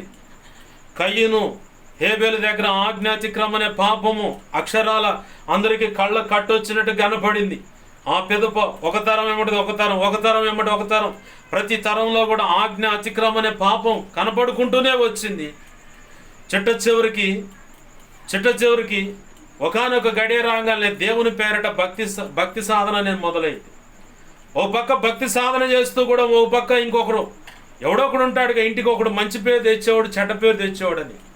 అట్లానే ఒక తరంలో ఒక తరం అని ఒక శ్రేష్ఠ భక్తుడు దేవునితో నడవటం మొదలుపెట్టారు, కృప పొందుకోవటం మొదలుపెట్టారు, భావితరాలు దీవించబడటానికి కారుకులయ్యారు. ఈ కాలం నడుస్తూనే ఉండగానే తక్కువలో తక్కువ ఒక 8 మంది మాత్రమే దేవుని ఎదుట యథార్థంగా నమ్మకంగా భక్తి చేస్తూ ఉన్నారు. మిగతా వాళ్ళంతా చెడిపోయారు. ఆ చెడిపోయిన సమాజం ప్రజలను చూసి దేవుడు తట్టుకోలేక వీళ్ళ మొత్తాన్ని నీటిలో ముంచి చంపేస్తానని చెప్పి ఒక ఆజ్ఞ చేసుకొని 120 సంవత్సరాల పైచులకు అనుకుందాం, లేదా తక్కువ అనుకుందాం, నోవాహు చేత ఓడ నిర్మాణం చేయించాడు. ప్రభు చిత్తంలో ఉన్నటువంటి సమస్తాన్ని ఆ ఓడలోకి చేర్చాడు. అలాగనే నోవాహు యొక్క భార్య, అలాగనే 3 కొడుకులు, కోడండ్రులు, ఇంతవాటికి మానవుని దాంట్లో పెట్టాడు. మిగతా వాళ్ళు మొత్తాన్ని జలప్రళయం అనే దాంట్లో ముంచి చంపేశాడు. మొత్తాన్ని ఎవరిని బతకనీయలేదు. తను అనుకున్న సమయం వరకు వర్షం కురిపించాడు. ఆ నీళ్ళలో ప్రజలంతా మునిగి చనిపోయారు. ఆ చనిపోకముందే నోవాహు చేత తను సిద్ధపరుస్తున్నటువంటి ఓడ విషయంలో ఇటు భౌతికంగా ఒక సువార్త ప్రకటింపజేస్తూ ఉన్నాడు. మరో పక్క తెలిసిన వాళ్ళకి, చుట్టూ ఉన్న బంధువులకి, ఆ ప్రాంతంలో ఉన్న వాళ్ళందరికీ నోవాహు చేత, అయ్యా దేవుని యొక్క ఉగ్రత రాబోతుంది, మీ చెడుతనం నుంచి ఆ చెడుతనాన్ని విడిచిపెట్టి దేవుని వైపు మల్లుకోండి అని చెప్పని మరో పక్క దేవుని మాటలు ప్రకటింపజేస్తానే ఉన్నాడు.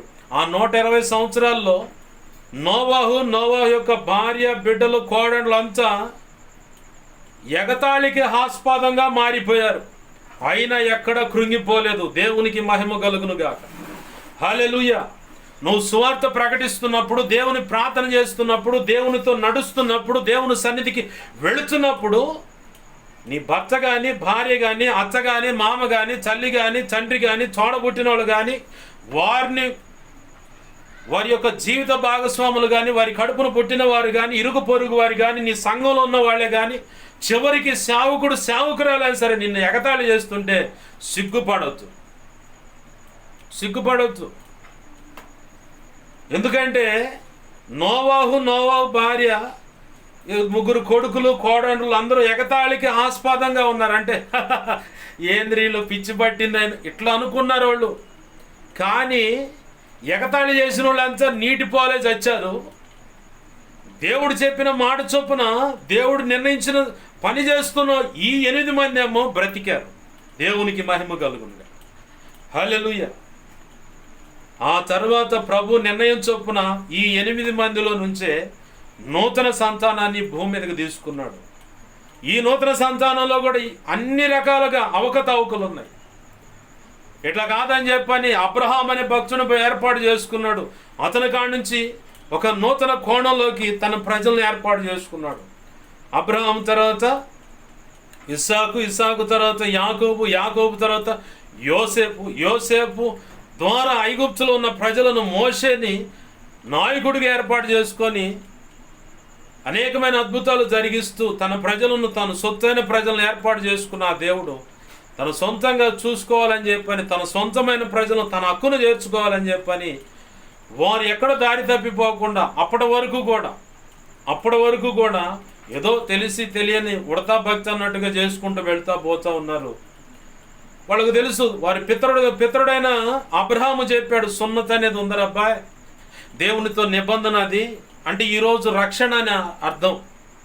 ఆనాడు సున్నతి అది దేవునితో నిబంధన, సమాధానపడే ఆ సూచన అది. ఈరోజేమో క్రీస్తు రక్తంలో కడగబడి బాప్తీసు అనుభవంలోకి రావటం దేవునితో సమాధానం. దానికి సాదృశ్యంగా ఉన్నవి. ఆ రోజు చెప్పారు, దాని ప్రకారంగా వాళ్ళు నడుస్తూ ఉన్నారు. సీనాయి పర్వతం మీద ధర్మశాస్త్రము మోషేకు బోధింపబడింది. దాన్ని బట్టి తన ప్రజలకు ధర్మశాస్త్రం అనేది దేవుడు అందించాడు. దాన్ని బట్టేను వారి బతుకులు పద్ధతులు మార్చుకుంటారని. ధర్మశాస్త్రాన్ని బట్టి ఇంకనూ పాపం అధికము చేయటం మొదలుపెట్టారు. ఇట్లా కాదని చెప్పని తండ్రి అయిన దేవుడు ఒక ఆలోచనకు వచ్చి తన ప్రవక్తల ద్వారా మాటలు చెప్పించాడు. ముందుగానే తన ప్రజలకు యెషయా గ్రంథం 6వ అధ్యాయం 9వ అధ్యాయం 7వ అధ్యాయంలో అయినా, యెషయా గ్రంథము 6వ అధ్యాయంలో 6వ అధ్యాయము 13వ వచనం చివరిలో ఉంటుంది, అట్టి మొజ్జు నుండి పరిశుద్ధమైన చిగురు పుట్టును అని. అంటే పరిశుద్ధమైన చిగురు అనే దానికి కూడా యేసు ప్రభు వారికి సాదృశ్యంగా ఉంది. ఆ తర్వాత 7వ అధ్యాయము 14వ వచనంలో, కాబట్టి ప్రభు తానే యొక్క సూచన మీకు చూపును, ఆలకించుడి, కన్నిక గర్భవతి కుమారుని కానీ అతనికి ఇమ్మానుయేల్ అని పేరు పెట్టును. ఇమ్మానుయేల్ అంటే కింద రాసి ఉంది, దేవుడు మనకు తోడై ఉన్నాడు. ఆమెన్. హల్లెలూయా, హల్లెలూయా. దేవుడుకు మన తోడై ఉన్నాడని చెప్పి ఆ తర్వాత 9వ అధ్యాయము 6వ వచనంలో ఆయన ఏం చేయబోతున్నాడో కూడా చెప్తా ఉన్నాడు. ఏలయనగా మనకు శిశువు పుట్టెను, మనకు కుమారుడు అనుగ్రహింపబడెను, ఆయన భుజముల మీద రాజ్యభారముడును, ఆశ్చర్యకరుడు, ఆలోచనకర్త, బలవంతుడైన దేవుడు, నిత్యుడగు తండ్రి, సమాధానకర్త యొక్క అధిపతి అని అతనికి పేరు. ఆయన ఏ బాధ్యతలు చేపట్టబోతున్నాడో కూడా ప్రవచన రూపంగా తన ప్రవక్తల ద్వారా తన ప్రజలకు తెలియపరిచాడు. ఈ యెషయాకు అలాగే యేసు ప్రభు వారు జననానికంటే మధ్యకాలం వ్యవధి ఎంతంటే 700 సంవత్సరాలు పైచులికే ఉంది. బైబిల్ పండితులు మాత్రం 700 పైచులకు చెప్తా ఉన్నారు. కాల వ్యవధి అంటే మధ్యలో ఉన్న గ్యాప్. ఎప్పుడో భవిష్యత్తులో జరగబోయే సంగతిని ప్రభు ముందుగానే తన సంకల్పం చొప్పున ఈ మొత్తం యావత్తు చెడు, తిరుగుబాటు, సంహారము అంటే శిక్షించటము అన్ని పద్ధతులను చూసుకుంటూ వారిలో శ్రేష్ఠ భక్తులను లేపుకుంటూ వారి సంతానాన్ని కొంతమంది శ్రేష్టముగా ఏర్పాటు చేసుకొని చిట్ట చివరికి మోషే ద్వారా సీనాయి పర్వతం మీద ధర్మశాస్త్రాన్ని ఇచ్చినా కానీ ప్రజలు చెడిపోయి రకరకాలుగా బ్రతకడం మొదలుపెట్టారు. ఇదంతా చూసిన దేవుడు తన ప్రవక్తల ద్వారా ప్రవచన రూపకంగా కొన్ని మాటలు చెప్పించాడు. ఆ మాటల్లో యేసు ప్రభు వారి గురించి చెప్పబడింది. ఈ ప్రవచనాలు నెరవేర్చబడటానికి కాలము సమీపించినప్పుడు కన్యకైన మరియమ్మ గర్భం దాల్చటం, ఆమె గర్భవాసాన యేసు ప్రభు వారి భూమి మీదకి రావడం జరిగింది. ఈ భూమి మీదకి వచ్చి దేవుడు నిర్ణయించిన సమయం ప్రకారము దేవుడు నిర్ణయించినటువంటి ఉన్నతమైన పరిచర్య చేశాడు. అయితే ఇంకొక ప్రవచనం నెరవేర్చబడవలసి ఉంది. ఏంటయ్యా ఆ ప్రవచనం అంటే 53వ అధ్యాయం యెషయా గ్రంథం 53వ అధ్యాయం మొత్తాన్ని గమనిస్తే యేసు ప్రభు వారు చేయబోతున్న నిర్గమం అంటే శిలువ యజ్ఞము, శ్రమలు, ఆయన ఎట్లా నలగొట్టబడతాడు, ఎవరి కోసం నలగొట్టబడతాడు, ఆ నలగొట్టబడుచున్నప్పుడు ఏమై ఉంటాడన్న సంగతులన్నీ యెషయా గ్రంథం 53వ అధ్యాయంలో ఒక 75% తెలియపరచబడి మిగతా విషయాలు ఆ గ్రంథాల్లోనే మిగతా గ్రంథాల్లో కూడా కొన్ని మిగతా 25% రాయబడి ఉంది. దేవునికి మహిమ కలుగును గాక. హల్లెలూయా. అయితే ఈ సమస్త యావత్తు నెరవేర్చబడటానికి దేవుని యొక్క దయా సంకల్పం అనేది ఇట్లా ఉంది. ఆ దయా సంకల్పం అంటే యెషయా గ్రంథం 53వ అధ్యాయంలో ప్రవక్తల ద్వారా చెప్పబడిన ఆ లేఖనాలను ఇంక కొంత సమయంలో నెరవేర్చబడబోతున్న సమయానికి యేసయ్య తండ్రి అయిన దేవుని ఎదుట మొరపెడుతున్నాడు. నా తండ్రి, నీవు నా చేతికిచ్చిన పని యావత్తు ఏమంటున్నాడు, చేయుటకు నీవు నాకిచ్చిన పని నేను సంపూర్ణముగా నెరవేర్చి భూమి మీద నిన్ను మహిమపరచితిని. ఆమెన్. హల్లెలూయా. ప్రభునందు ప్రియమైన దేవుని బిడ్డలారా గమనించండి, ప్రసంగం ఇప్పుడు మొదలైంది. ఇప్పటి వరకు చెప్పుకొచ్చిన సంగతులు ఏంటంటే ఉపోద్ఘాతం. అంత మొత్తం పునాది వేయకపోతే కాస్త అది ఎన్ని నిమిషాలన్నా కానీ ఆ మాటలు నీ బుర్రకెక్కవు. ఎవరైనా ఒక విషయాన్ని చెప్పాలంటే పలానా వాళ్ళు పలానా తాలూకు అంటే అర్థం కాదు. వాళ్ళ ముత్తాతలో తాతయ్యో వాళ్ళ సంగతులు చెప్పి ఆ తర్వాత వాళ్ళ నాన్న పరిచయం, వాళ్ళ అమ్మను పరిచయం చేస్తే అప్పుడు సంగతి బుర్రకెక్కుద్ది. ఆ వ్యక్తి ఎవరు అన్నది గుర్తొస్తుంది. వెంటనే అదే మైండ్లో ఫిక్స్ అయి ఉంటారు. ఇంకొకరికి చెప్పాలన్నా ఇట్లా సంగతి అంట ఇది అని చెప్పని వాళ్ళు కూడా పలానా వ్యక్తి అని చెప్పని చెప్పగలుగుతారు. అలాగనే బోధలో కూడా ప్రభు కృపను బట్టి ఉపోద్ఘాతం అంటే పునాది అనేది ఒకటి ఉంటుంది. ఇప్పటి వరకు పునాది వేయబడింది.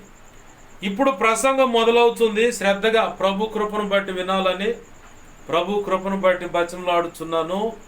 దేవునికి మహిమ కలుగును గాక. హల్లెలూయా, హల్లెలూయా.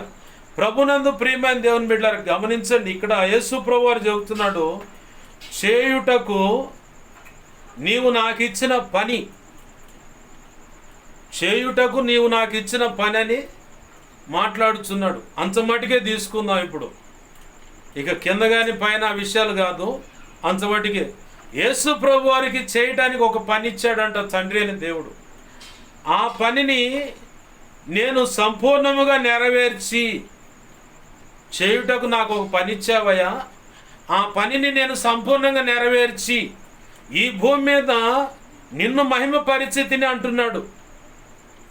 తండ్రి అయిన దేవుణ్ణి మహిమపరిచాడు అంటున్నాడు. ప్రభునందు ప్రియమైన దేవుని బిడ్డలారా గమనించండి, క్రీస్తు రక్తంలో కడగబడ్డాం, విశ్వాసులుగా బతుకుతున్నాం.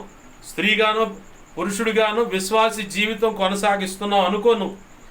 పరిచారకుడిగా స్త్రీగాను పురుషుడిగాను నీ బ్రతుకును భక్తి సాధన చేస్తున్నావు, బ్రతుకుతూ భక్తి సాధన చేస్తున్నావు, బాగుంది. ఒక సంఘ పెద్దగా స్త్రీవనో పురుషుడిగానో నీకు అప్పజెప్పబడిన బాధ్యతలను బట్టి ఒక పక్క భౌతికమైన జీవితంలో ఉంటూ మరో పక్క ఆధ్యాత్మిక జీవితంలో ప్రభు నీకు ఇచ్చిన ఆధిక్యతను బట్టి ఆ సంఘ పెద్ద బాధ్యతలు నిర్వర్తిస్తున్నావు. బాగుంది. ఓ సేవకుడుగా సేవకురాలుగా ప్రభు నిన్ను ప్రేమించి కృపను అధికం చేసి రహస్యమందు దేవుడు నిన్ను అభిషేకించి ఆ తర్వాత భౌతికంగా సంఘం ఎదుట హస్త నిక్షేపణ గావించి, హస్త నిక్షేపణ క్రీస్తు సంఘం ఎదుట, సంఘ పెద్దలు అంటే పైనున్న దైవజనులు పెద్ద సేవకులు ఉంటారు, వాళ్ళు నూనె తీసి నెత్తి మీద పోసి చెయ్యి ఉంచి హస్త నిక్షేపణ చేస్తారు. దాన్ని తూకీగా అర్థం కావాలంటే అభిషేకించటం అంటారు. అభిషేకించటం అనేది జరిగింది. అభిషేకించబడిన దాన్ని బట్టి కొంతమందికి ఏమో ఈ అభిషేకం జరగకముందే వాళ్ళ యొక్క పిలుపు దేవుడు వారి మీద ఉన్న సంకల్పం ఏంటో తెలియపరుస్తాడు. మరికొంతమందికి ఏమో ఆ అభిషేకం అంటే హస్త నిక్షేపణ జరిగిన తర్వాత వారి యొక్క పిలుపు దేవుని యొక్క సంకల్పం ఏంటో తర్వాత భక్తిలో కొనసాగుతూ దేవుని పని చేస్తూ తెలియపరుస్తాడు. మరికొంతమందికి ఏమో దేవుని యొక్క స్వరం విని దేవునితో సత్సంబంధం కలిగి ఉన్న వారి ద్వారా అయ్యా నీ పట్ల ఈ పిలుపు కలిగి ఉన్నాడు దేవుడు అని చెప్పని తెలియపరుస్తాడు. నాకు ఆ మధ్యకాలంలో నేను సేవ మొదలుపెట్టిన తొలి దినాలు అన్నమాట. ఫేస్బుక్లో ఇలా యూట్యూబ్లో వాక్యాలు అప్లోడ్ చేస్తూ ఉంటే ఫేస్బుక్ ద్వారా ఓ సహోదరుడు నాకు ఫోన్ చేశాడు. విక్టర్ డానియల్ ఏదో ఉంది పేరు సహోదరుడిది. అతను నుండి నాకు ఫోన్ చేశాడు. అన్నా మీరు అంటే వేరొక పోస్ట్ అన్నమాట. ఒక మనిషిని బ్రతికుండగానే నోటికి గుడ్డగట్టి చేతులు వెనకగట్టి ఈ పై చర్మాన్ని కత్తులతో ఒలుస్తూ ఉన్నారు. ఒలిచి ఇక్కడ ఈ గుండె సరిగా ఘాటు పెట్టి లోపల ఉన్న గుండెను బయటికి తెచ్చి కోసి దాన్ని అట్లా గుండె మీద పెట్టినట్టు వీడియో ఒకటి చూపిస్తా వైరల్ అవుతూ ఉంది ఆ సమయంలో. దాన్ని నేను ఫేస్బుక్లో పెట్టాను. అది చూసి ఆ సహోదరుడు ఫోన్ చేశాడు. ఇలాంటివి ఉంటే ఫేస్బుక్ను బ్లాక్ చేస్తారు, మీరు డిలీట్ చేయండి. ఇలా సేవలో ఉన్నారు కదా అన్నయ్య ఇలా సంగతి, మరి మీ పిలుపు ఏంటి అన్నాడు. నా పిలుపు ఏంటి అంటే ఏమోనయ్యా ఎందుకు అడుగుతున్నావు అన్నా. ఒకప్పుడు కూడా నేను నా పిలుపు ఏంటో తెలియకుండా నేను సేవ చేయడం మొదలుపెట్టాను. ఫలానా దైవజనుడు అద్దంకి రంజిత్ ఫిరయ్య గారికి అయ్యా నా పిలుపేంటో నాకు అర్థం కావట్లేదు, మీరు ప్రార్థన చేసి దేవుని దగ్గర మరి విచారించి దేవుణ్ణి అడిగి నా పిలుపేంటో నిర్ధారణ చేసి చెప్పండి అయ్యగారు అని చెప్పని ప్రార్థించినప్పుడు అయ్యగారు క్షమించండి అయ్యగారిని అడిగినప్పుడు అయ్యగారు ప్రార్థించి ఇదిగో అయ్యా నీ పిలుపు అపోస్తులత్వము, అపోస్తుడిగా నువ్వు పిలువబడ్డావని చెప్పాడు. ఆనాటి నుంచి నేను అపోస్తులత్వం సంబంధించిన పరిచర్య చేస్తూ ఉన్నాను, మీ పిలుపేంటి అన్నాడు. నా పిలుపేంటో నాకు అప్పటికి అర్థం కాల. సరే ఏదైతే అదైందో దేవుడు చూసుకుంటాడు, ఏమో నాకైతే తెలియదు కానీ ప్రభు చిత్తం అడుగుతానయ్యా, ప్రభువే తెలియపరుస్తాడు. సరే మంచిదన్న. అప్పటి నుంచి ఆయన ఫేస్బుక్ యొక్క స్నేహితుడిగా కొనసాగుతూ ఉన్నాడు. దేవునికి మహిమ కలుగును గాక. ఎందుకు ఈ విషయం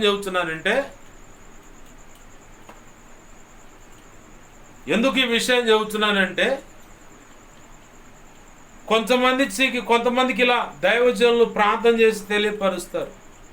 ఇట్లాంటి విషయాలు కూడా కొంతమంది ఇదంతా ట్రాష్, ఇదంతా ఒట్టి, అంత అబద్ధమే, బతకడం నేర్చారబ్బా వీళ్ళంతా, ఇలాంటివి చెప్తా ఉంటే కొత్తగా ఉందని చెప్పని వెంబడిస్తూ ఉంటారని చెప్పని ఇదంతా అభూత కల్పన అంటే ఇదంతా ట్రాష్, కల్పించారు, కల్పనా కథలు ఇవన్నీ. వీటిలో నిజం లేదని చెప్పని కొట్టిపారేసే సేవకులు లేకపోలేదు. ప్రభునందు ప్రియమైన దేవుని బిడ్డలు గమనించండి, ఒక విశ్వాసిగా నిన్ను ప్రభు ప్రత్యేకంగా ఏర్పాటు చేసుకున్నాడు. ఒక పరిచారకుడిగా నిన్ను ప్రభు ఏర్పాటు చేసుకున్నాడు. ఓ సంఘ పెద్దగా స్త్రీవైన పురుషుడివైన నిన్ను ప్రత్యేకంగా ఏర్పాటు చేసుకున్నాడు. ఒక సేవకురాలుగా ప్రభు నిన్ను ఏర్పాటు చేసుకున్నారు. పిలుపులు పక్కన పెట్టే ముందు అన్ని జనుల మధ్య అపోస్తులత్వమా, పేతురు వలె అపోస్తులత్వమా, ప్రవక్త, లేదంటే సంఘ కాపర, బోధకుడా, ఉపదేశకుడా, సువార్తికుడా, ఈ 5 రకాల పిలుపులు ఉన్నాయి. వీటిని పక్కన పెడతాం. ఈ వ్యక్తిగతమైన కృపావరాలు అన్నమాట. 9 కృపావరాలు ఉన్నాయి. 9 ఆత్మ ఫలములు ఉన్నాయి. ఆత్మ ఫలముల లక్షణాలు 9 ఉన్నాయి. వ్యక్తిగతంగా ఈ 5 కృపావరాలు అన్నమాట. 5 రకాలు. బోధకుడు, ఉపదేశకుడు అన్న ఒకటే. ఈ 5 రకాల కృపావరాలు ఉన్నాయి. అలాగనే మళ్ళీ ఏలియా పిలుప, ఎలీషా పిలుప అని నిన్న దైవజనుడు చెప్తా ఉంటే విన్నాను. అన్యజనుడు అపోస్తులత్వం అంటే పేతురు వలె సమస్తాన్ని వదిలిపెట్టి దేవుని సేవ చేయటము, పౌలు వలె డేరాలు కుట్టుకొని అంటే ఏదో ఒక జీవనోపాధి చేసుకుంటూ దేవుని సేవ చేయటం అని అయ్యగారు చెప్తా ఉంటే నేను విన్నాను, దైవజనుడు చెప్తా ఉంటే. సరే, ఈ పిలుపులు, ఈ సెక్షన్లను పక్కన పెడదాం. దేవుడు నీకు ప్రత్యేకంగా ఒక పని అప్పచెప్పాడు. ఏంటయ్యా పని అంటే, మొట్టమొదటిగా ప్రతి ఒక్కరి మీద బాధ్యత ఏముందంటే, నశించిపోతున్న ఆ వ్యక్తుల విషయమై మొట్టమొదటిగా నువ్వు ప్రార్థన చేయాలి. నశించిపోతున్న ఆత్మల విషయమై నీ స్వజనులే, నీ భర్తే ఉండొచ్చు, నీ భార్య ఉండొచ్చు, నువ్వు కన్న కొడుకే ఉండొచ్చు, లేదా కూతురు ఉండొచ్చు, కొడుకులు ఉండొచ్చు, కూతుళ్ళు ఉండొచ్చు, లేదా కోడళ్ళు ఉండొచ్చు, అల్లుళ్ళు ఉండొచ్చు, మనవ సంతానం ఉండొచ్చు. అటు భర్త తరపు, ఇటు భార్య తరపోళ్ళు, కుటుంబ సభ్యులు, తల్లిదండ్రులు ఉండొచ్చు, తోడబుట్టిన వాళ్ళు ఉండొచ్చు. ఎక్కడ చూసుకుంటేనే పెద్ద సమూహం ఉంది. వారికి అలాగే నీ చుట్టూ బంధువర్గం ఉంటుంది, ఇరుగు పొరుగు వారు, సన్నిహితులు, స్నేహితులు ఉంటారు. వీళ్ళందరికీ డైరెక్ట్గా నువ్వు వెళ్ళి సువార్త చెబితే వినరు. మరి నువ్వేం చేయాలి? దేవుడు నీకు మొట్టమొదటిగా అప్పచెప్పిన పని ఏంటంటే, వారి రక్షణ నిమిత్తమై నువ్వు ప్రార్థన చేయాలి. మొట్టమొదటిగా నువ్వు చేయాల్సిన పని ఏంటంటే, ఒక ఆత్మ రక్షణ విషయంలో అయినా ప్రార్థన చేయాలి. వేరొక ప్రాంతానికి వెళ్ళి సేవ చేయాలని సంకల్పించుకున్నట్లయితే, ఆ ప్రాంత ప్రజలను పట్టి వెరిపిస్తున్న దురాత్మల చీకటి అంధకార శక్తులను యేసునామములో బంధిస్తున్నా అని చెప్పని కొన్ని దినాలు ప్రార్థన చేయాలి. ఆ తర్వాత నువ్వు అడుగు పెట్టాలి. ప్రార్థన లేకుండా ఎక్కడ అడుగు పెట్టినా చిత్తుగా కొట్టేస్తాయి. ఒక వ్యక్తికి సువార్త చెప్పాలని నీ స్వజనులే కావచ్చు, నీ వాళ్లే కావచ్చు, నీతో శరీరాన్ని పంచుకున్నటువంటి నీ భర్త, భార్య కావచ్చు, మీ కలయిక వల్ల పుట్టినటువంటి బిడ్డలు కావచ్చు, ఎవరైనా రక్షణ పొందాలంటే నువ్వు డైరెక్ట్ సువార్త చెబితే బుర్రకెక్కదు. నువ్వు చేయాల్సిన మొట్టమొదటి పని ఏంటంటే, దేవుడు నీకు ఏర్పాటు చేసి ఇచ్చిన పని ఏంటంటే ప్రార్థన అనేది చేయాలి. వాళ్ళ కోసం, వారి ఆత్మల రక్షణ కోసం ప్రార్థన చేయాలి. ముందు వారి ఆత్మల రక్షణ కోసం ప్రార్థన చేయాలి, వారి క్షేమం కోసం ప్రార్థన చేయాలి. ఇంటిలో భారీగా నువ్వు ఉన్నావంటే నీ భర్త కోసం, ముఖ్యంగా నీ భర్త కోసం ప్రార్థన చేయాలి, నీ బిడ్డల కోసం ప్రార్థన చేయాలి, నీ కుటుంబం వారి క్షేమం కోసం నువ్వు ప్రార్థన చేయాలి. భర్తగా నువ్వు ఉన్నావంటే ఖచ్చితంగా ఇంటి యజమానుడు ముఖ్యమై ఉన్నాడు కాబట్టి నువ్వు నీ భార్య కోసం, నీ బిడ్డల కోసం, నీ కుటుంబ సభ్యుల కోసం నువ్వు ప్రార్థన చేయాలి. ఇద్దరు భుజాల మీద ఉంది ఆ కాడి, కానీ ఎవరికి వారు సమానమైన పని పెట్టాడు దేవుడు. కాకపోతే ఒక కోణంలో చూస్తే స్త్రీదే ఎక్కువ పాత్ర ఉంటుంది, ఒక కోణంలో చూస్తే పురుషుడిదే ఎక్కువ పాత్ర ఉంటుంది. అలా అని చెప్పని ఇద్దరినేమి తేడా చేయాల దేవుడు, ఇద్దరిని సమానంగా ఎంచాడు. ఆమేన్, హల్లెలూయా. దేవునికే మహిమ కలుగును గాక. హల్లెలూయా. ఇద్దరిని సమానంగా ఎంచాడు కాబట్టి ఆ కట్టుతోడంటే వారు ఇరువురు వివాహం జరగకముందు ఇద్దరే, వివాహం జరిగిన తర్వాత దేవుడు నిర్ణయించిన దాంపత్య జీవితాన్ని బట్టి వారు ఒకటైపోతారు, ఏక శరీరం అయిపోతారు.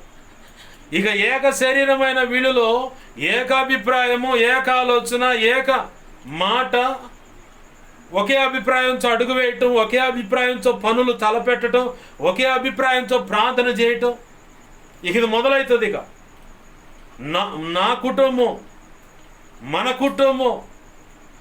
కుటుంబం అనేది మొదలవుతుంది ఇక వాళ్ళ మధ్యలో. అంతకుముందే నా జీవితాన్ని కొట్టుకుంటారు. ఎప్పుడైతే వివాహ దాంపత్య జీవితంలో అడుగు పెట్టారో అప్పుడు మన కుటుంబం అని చెప్పని మొదలు పెడతారు. ప్రభునందు ప్రేమ దేవుని బిడ్డలారా, గమనించండి. నీ స్వజనులు నీ వాళ్ళే, నీ భర్త, నీ భార్యే, నీ కడుపును పుట్టిన పిల్లలే నిత్య నరకానికి వెళ్ళే స్కోపులో ఉన్నప్పుడు నువ్వు ప్రశాంతంగా ఎలా తిని పండుకోగలవు? వారి కోసం నువ్వు మానక దేవుని పాదాలు పట్టుకొని మొరపెట్టాలా. అవసరమైతే 4 తన్ను. నేను ఎడుగుడు చెబితే ఇంట్లేదు ప్రభు, నా భర్త కానీ, నా భార్య కానీ, నా బిడ్డలు కానీ. నేను ఎడుగుడు చెబితే నా కుటుంబీకులు కూడా ఇంట్లేదు ప్రభు, 4 దరు వేసైనా సరే వాళ్ళని సరిచేసి పడకరా. ఎందుకంటే నువ్వు ఎండిన ఎముకలకే జీవాన్ని పోసి పెద్ద సైన్యంగా, యెహోవా పక్షంగా నిర్ణయించిన సైన్యంగా నిలబెట్టావు. అలా నువ్వు చేయగలవు, నువ్వు చేస్తావు అని చెప్పి విశ్వాసంతో దేవుని పాదాలు పట్టుకుని నువ్వు మొదటిగా ప్రార్థన చేసి వారి రక్షణ కోసం ప్రార్థన చేయాలి. ప్రభువుకి అప్పచెప్పాలి. భర్తగైనా భార్యగైనా నువ్వు చేయాల్సిన పని అది. ఆ పిదప వాళ్లకు నీ బ్రతుకు ద్వారా సువార్త చెప్పాలా. ఇది చాలా కష్టం. నీ బ్రతుకు ద్వారా సువార్తను ప్రకటించాలంటే చాలా అంటే చాలా కష్టం. దైవజనులు దేవుని మాటలు ప్రకటించేటప్పుడు చెప్పే మాట ఏంటంటే, సువార్తలో 4 సువార్త పుస్తకాలు ఉన్నాయి. సువార్తలో 4 సువార్త పుస్తకాలు ఉన్నాయి. మత్తయి, మార్కు, లూకా, యోహాను అని. ఈ 4 సువార్తలు కాకుండా ఇంకొక సువార్త ఉంది. ఏంటంటే 5వ సువార్త. ఏంటంటే నీ బ్రతుకు ద్వారా సువార్త ప్రకటించటం. అది చాలా కష్టం అన్నమాట. క్రీస్తునే నీ బ్రతుకులో, నీ ప్రవర్తనలో, నీ మాటలో, వస్త్రధారణలో, నీ ప్రవర్తనలో, నీ క్రియలలో క్రీస్తును నీ భార్యకు, నీ భర్తకు, నీ బిడ్డలకు, నీ కుటుంబ సభ్యులకు, నీ ఉన్న సమాజానికి చూపించటం అంటే చాలా కష్టమైన పని. ఆ సువార్త చేయాలి. అప్పుడే నీ వాళ్ళు నిన్ను నమ్ముతారు. మందిరంలో ఒక రకంగా ఉండి, బజార్లో ఒక రకంగా ఉండి, ఇంటిలోకి వచ్చేసరికి ఒక రకంగా ఉండి, దైవజనుడు ఎదుట్లేనప్పుడు, ఆ సంఘ సభ్యులు ఎదుట్లేనప్పుడు ఇంకొక రకంగా ఉండి, నేను దేవుని బిడ్డను, దేవుని కుమార్తెను, దేవుని కుమారుడు అని చెప్పని నువ్వు చెప్పుకుంటే కుదరదు. మొట్టమొదటిగా దేవుడు నీకు నిర్ణయించిన పని ఏంటంటే ప్రార్థన చేయటం, నీ వాళ్ళ కోసం ప్రార్థన. ఆ నెక్స్ట్ పని ఏంటంటే నీ బ్రతుకు ద్వారా సువార్త చెప్పటం. నోటితో ఎవడైనా చెబుతాడు, నోటిని ఉపయోగపెట్టి ఎవడైనా చెబుతాడు. చెక్కలోడు కూడా చెబుతాడు. మాట సరిగా పలకటం చేతగాని వాడు కూడా చెబుతాడు సువార్త. పసిబిడ్డలు ఇవాళ స్టేజీల మీద నిలబెట్టి ఎంతెంత బుడతలు ఎంత 8-9 సంవత్సరాల లోపు ఉంటే బుడతలు ఇంత ఉంటారు పిల్లలు. వాళ్ళు మౌతు పట్టుకొని ప్రసంగాలు చేస్తూ ఉన్నారు. నోటి ద్వారా సువార్త చెప్పటం చాలా ఈజీ. నోటి ద్వారా సువార్త చెప్పటం చాలా ఈజీ. సాధు సుందర్ సింగ్ చెప్పాడు ఒక మాట, క్రీస్తు కోసం చనిపోవటం చాలా చులకన, అది చాలా ఈజీయా. క్రీస్తు కొరకు చనిపోవుట. సాధు సుందర్ సింగ్ చెప్పిన మాట ఇది. కోటీశ్వరుడు తన వాళ్ళ విషం పెట్టి చంపటానికి ఆ యేసు ప్రభువును వదిలిపెట్టంటే వదిలిపెట్టనన్నాడు. సరే పోన్లో ఒకగానొకడు అని చెప్పని ప్రేమగా ఇంటికి పిలుచుకొని అతనికి ఇష్టమైన వంటకాలన్నీ చేసి పెట్టారు. ఆ వంటలో కూడా, ఆ చినుబండారాల్లో కూడా విషాన్ని కలిపి పెట్టారు. చిన్నదాకున్నారు, తిని అంత అయిపోయింది. సరే నేను వెళ్ళొస్తానని చెప్పని గడప దాడుతున్నారు, అంతే ఎగిరి తన్నారు. ఆ యేసు ప్రభువును వదిలిపెట్టనంటున్నావు కదరా, నువ్వు చిన్న తిండిలో విషం కలిపావు, అది ఇంక 2-3 గంటల్లో నీ బాడీ అంతా స్ప్రెడ్ అయిపోతుంది. భయంకరమైన విషయాన్ని కలిపి పెట్టారు. ఒళ్ళంతా పచ్చగా మారిపోయింది. అడవి పట్టిగా పట్టాడు. అడవిలో పడిపోతా సొమ్మసిల్లు పడిపోతే అడవి ప్రజలకు దొరికిచ్చే వాళ్ళు ఆకురసం ఇవన్నీ పోసి ఆయన్ని తిరిగి బ్రతికించారు. పచ్చగా మారిపోయిందట దేహం. సకల పరిశుద్ధులు ఆయనకి ఇచ్చిన బిరుదు ఏంటంటే రక్తపు పాదములు కలిగినటువంటి భక్తుడు అని. దేవునికి మహిమ కలుగును గాక. హల్లెలూయా, హల్లెలూయా. రక్తపు పాదములు కలిగినటువంటి భక్తుడు అని ఆయనకి సాధు సుందర్ సింగ్ గారికి బిరుదు ఇచ్చారు. సకల పరిశుద్ధులు ఇచ్చిన బిరుదు. ఎందుకంటే ఆయన అలాగా బ్రతికాడు. యేసు ప్రభు వారు నాకు చెప్పాడయ్యా, చెప్పులు కూడా ఉంచుకోవద్దని. సువార్త పుస్తకాల్లో ఉంది ఆ మాట. కాళ్ళకు చెప్పులైనా, చేతి కర్ర కానీ, జోలి అంటే సంచి కానీ, ఈ సెక్షన్లో ఏమి ఉంచుకోమాకండి. మీరు మిమ్మల్ని ఏ ఇంట్లో ఆహ్వానిస్తారో ఆ ఇంట్లో ఉండండి.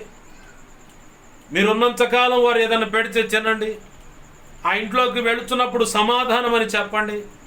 వాళ్ళు మిమ్మల్ని చేర్చుకుంటే ఆ సమాధానం అక్కడ స్థిరముగా నిలిచి ఉంటుంది. మిమ్మల్ని చేర్చుకున్నప్పుడు ఆ ఇల్లు దాటి బయటికి రాగానే అక్కడే మీ పాద ధూళిని దులపండి. ఆ ఊరు దాటేటప్పుడు, ఆ ఊర్లో ఎవరైనా చేర్చుకోకపోతే ఆ ఊరు దాటేటప్పుడు మీ పాద ధూళి దులపండి. అదే తీర్పు దినం ముందు సాక్ష్యం ఇస్తుంది అని చెప్పని ప్రభువు చెప్పాడు. ప్రభు ఎలాగైతే సువార్త పుస్తకాలు చెప్పాడు అలాగనే కాళ్ళకు చెప్పులు లేవు, సంచి లేదు, కర్ర లేదు. పరిశుద్ధ గ్రంథాన్ని చేతపట్టుకున్నాడు. ఇక బయలుదేరాడు. కాలి నడకన అడవిలో పడి వెళ్తూ ఉంటే కాళ్ళంతా రక్తపు ముద్దగా మారిపోయాయి. కాళ్ళు ఎక్కడికక్కడ ఆ రాళ్ళు కోచుకొని పోయి రక్తం గారుతూ ఉండేది. ఆ నొప్పిని సహిస్తూ కూడా క్రూర మృగాల మధ్య ఓ రాత్రి వేళ చీకటి పడ్డది. అడవిలో ప్రయాణం చేస్తూ ఉన్నాడు. చీకటి పడ్డది.